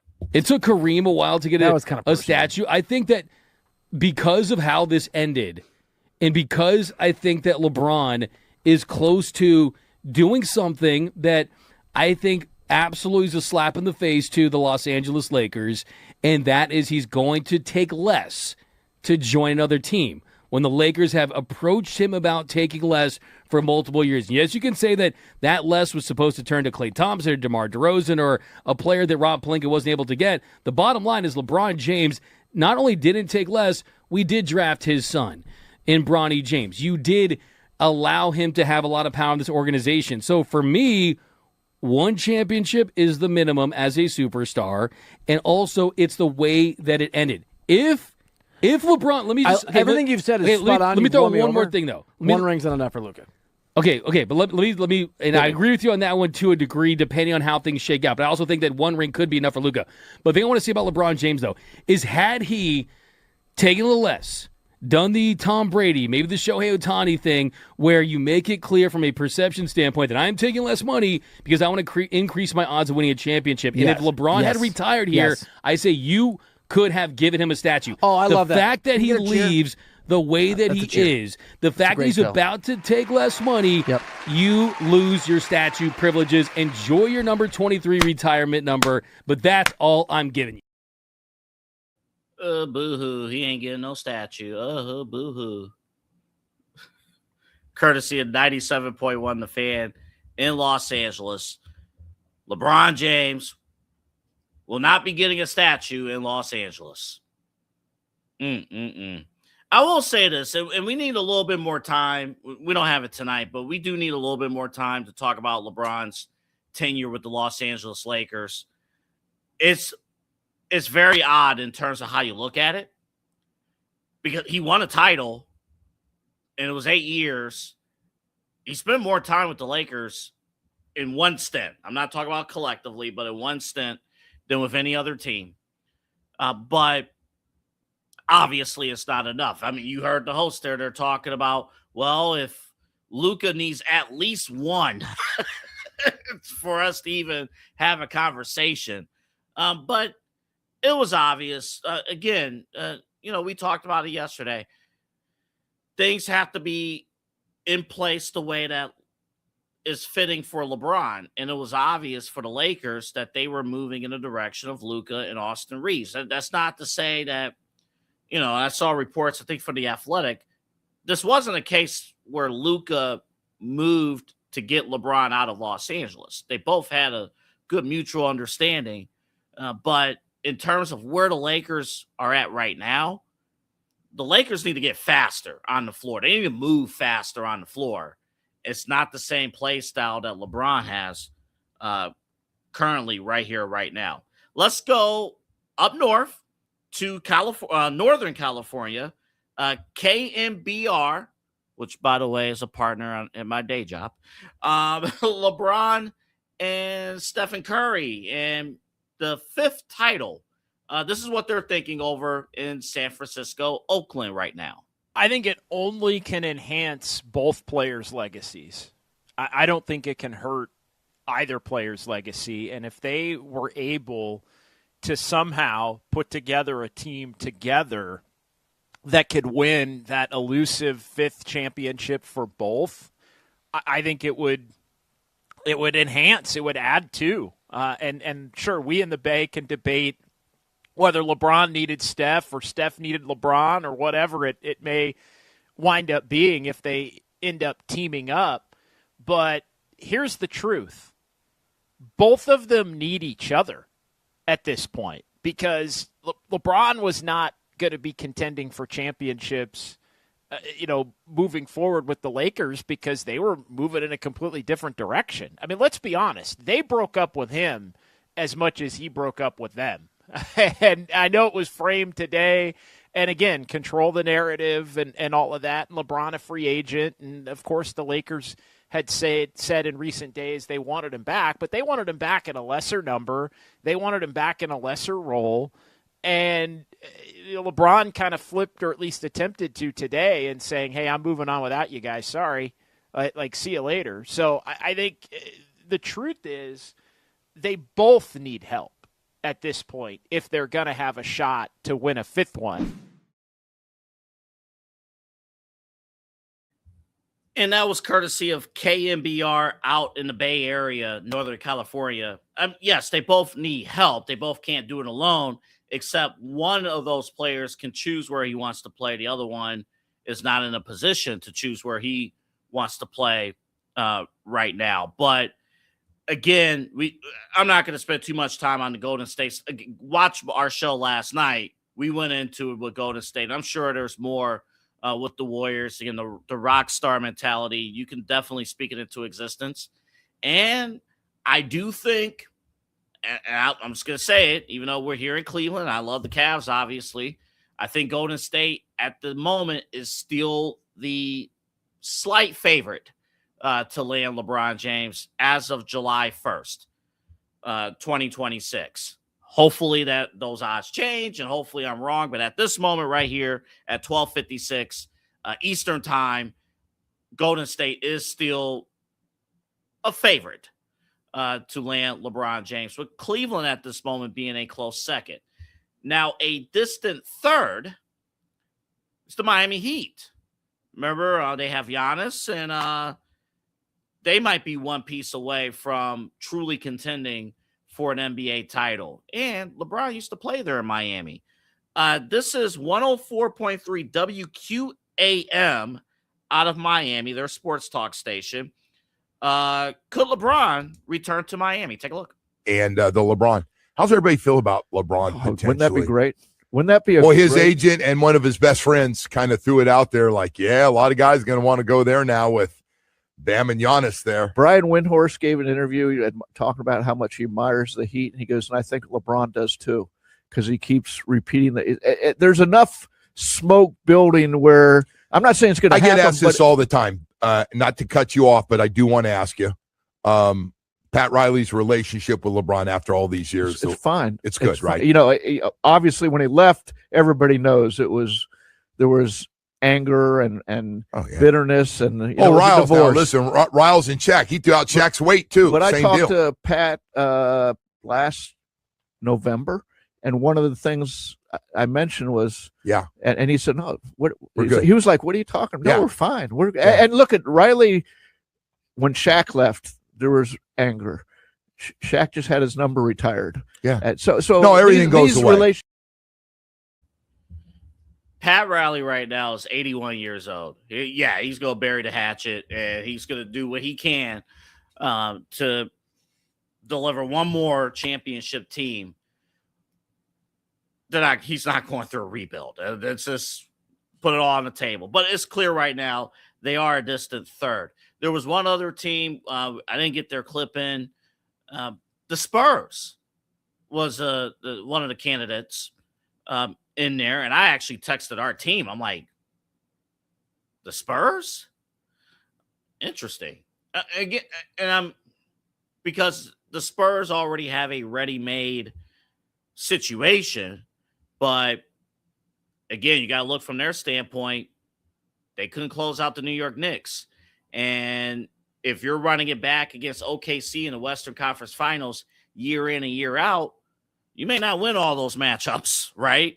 So you want to at least steal one while LeBron is still playing. So that's something that, you could definitely understand. But those are the options that are on the table. We'll do a deeper dive into those options. What would be best fit for LeBron James? How can LeBron work here in Cleveland? And we'll get into all the news, all the stuff that's going on that front, plus more free agency news. It's going to be breaking here, as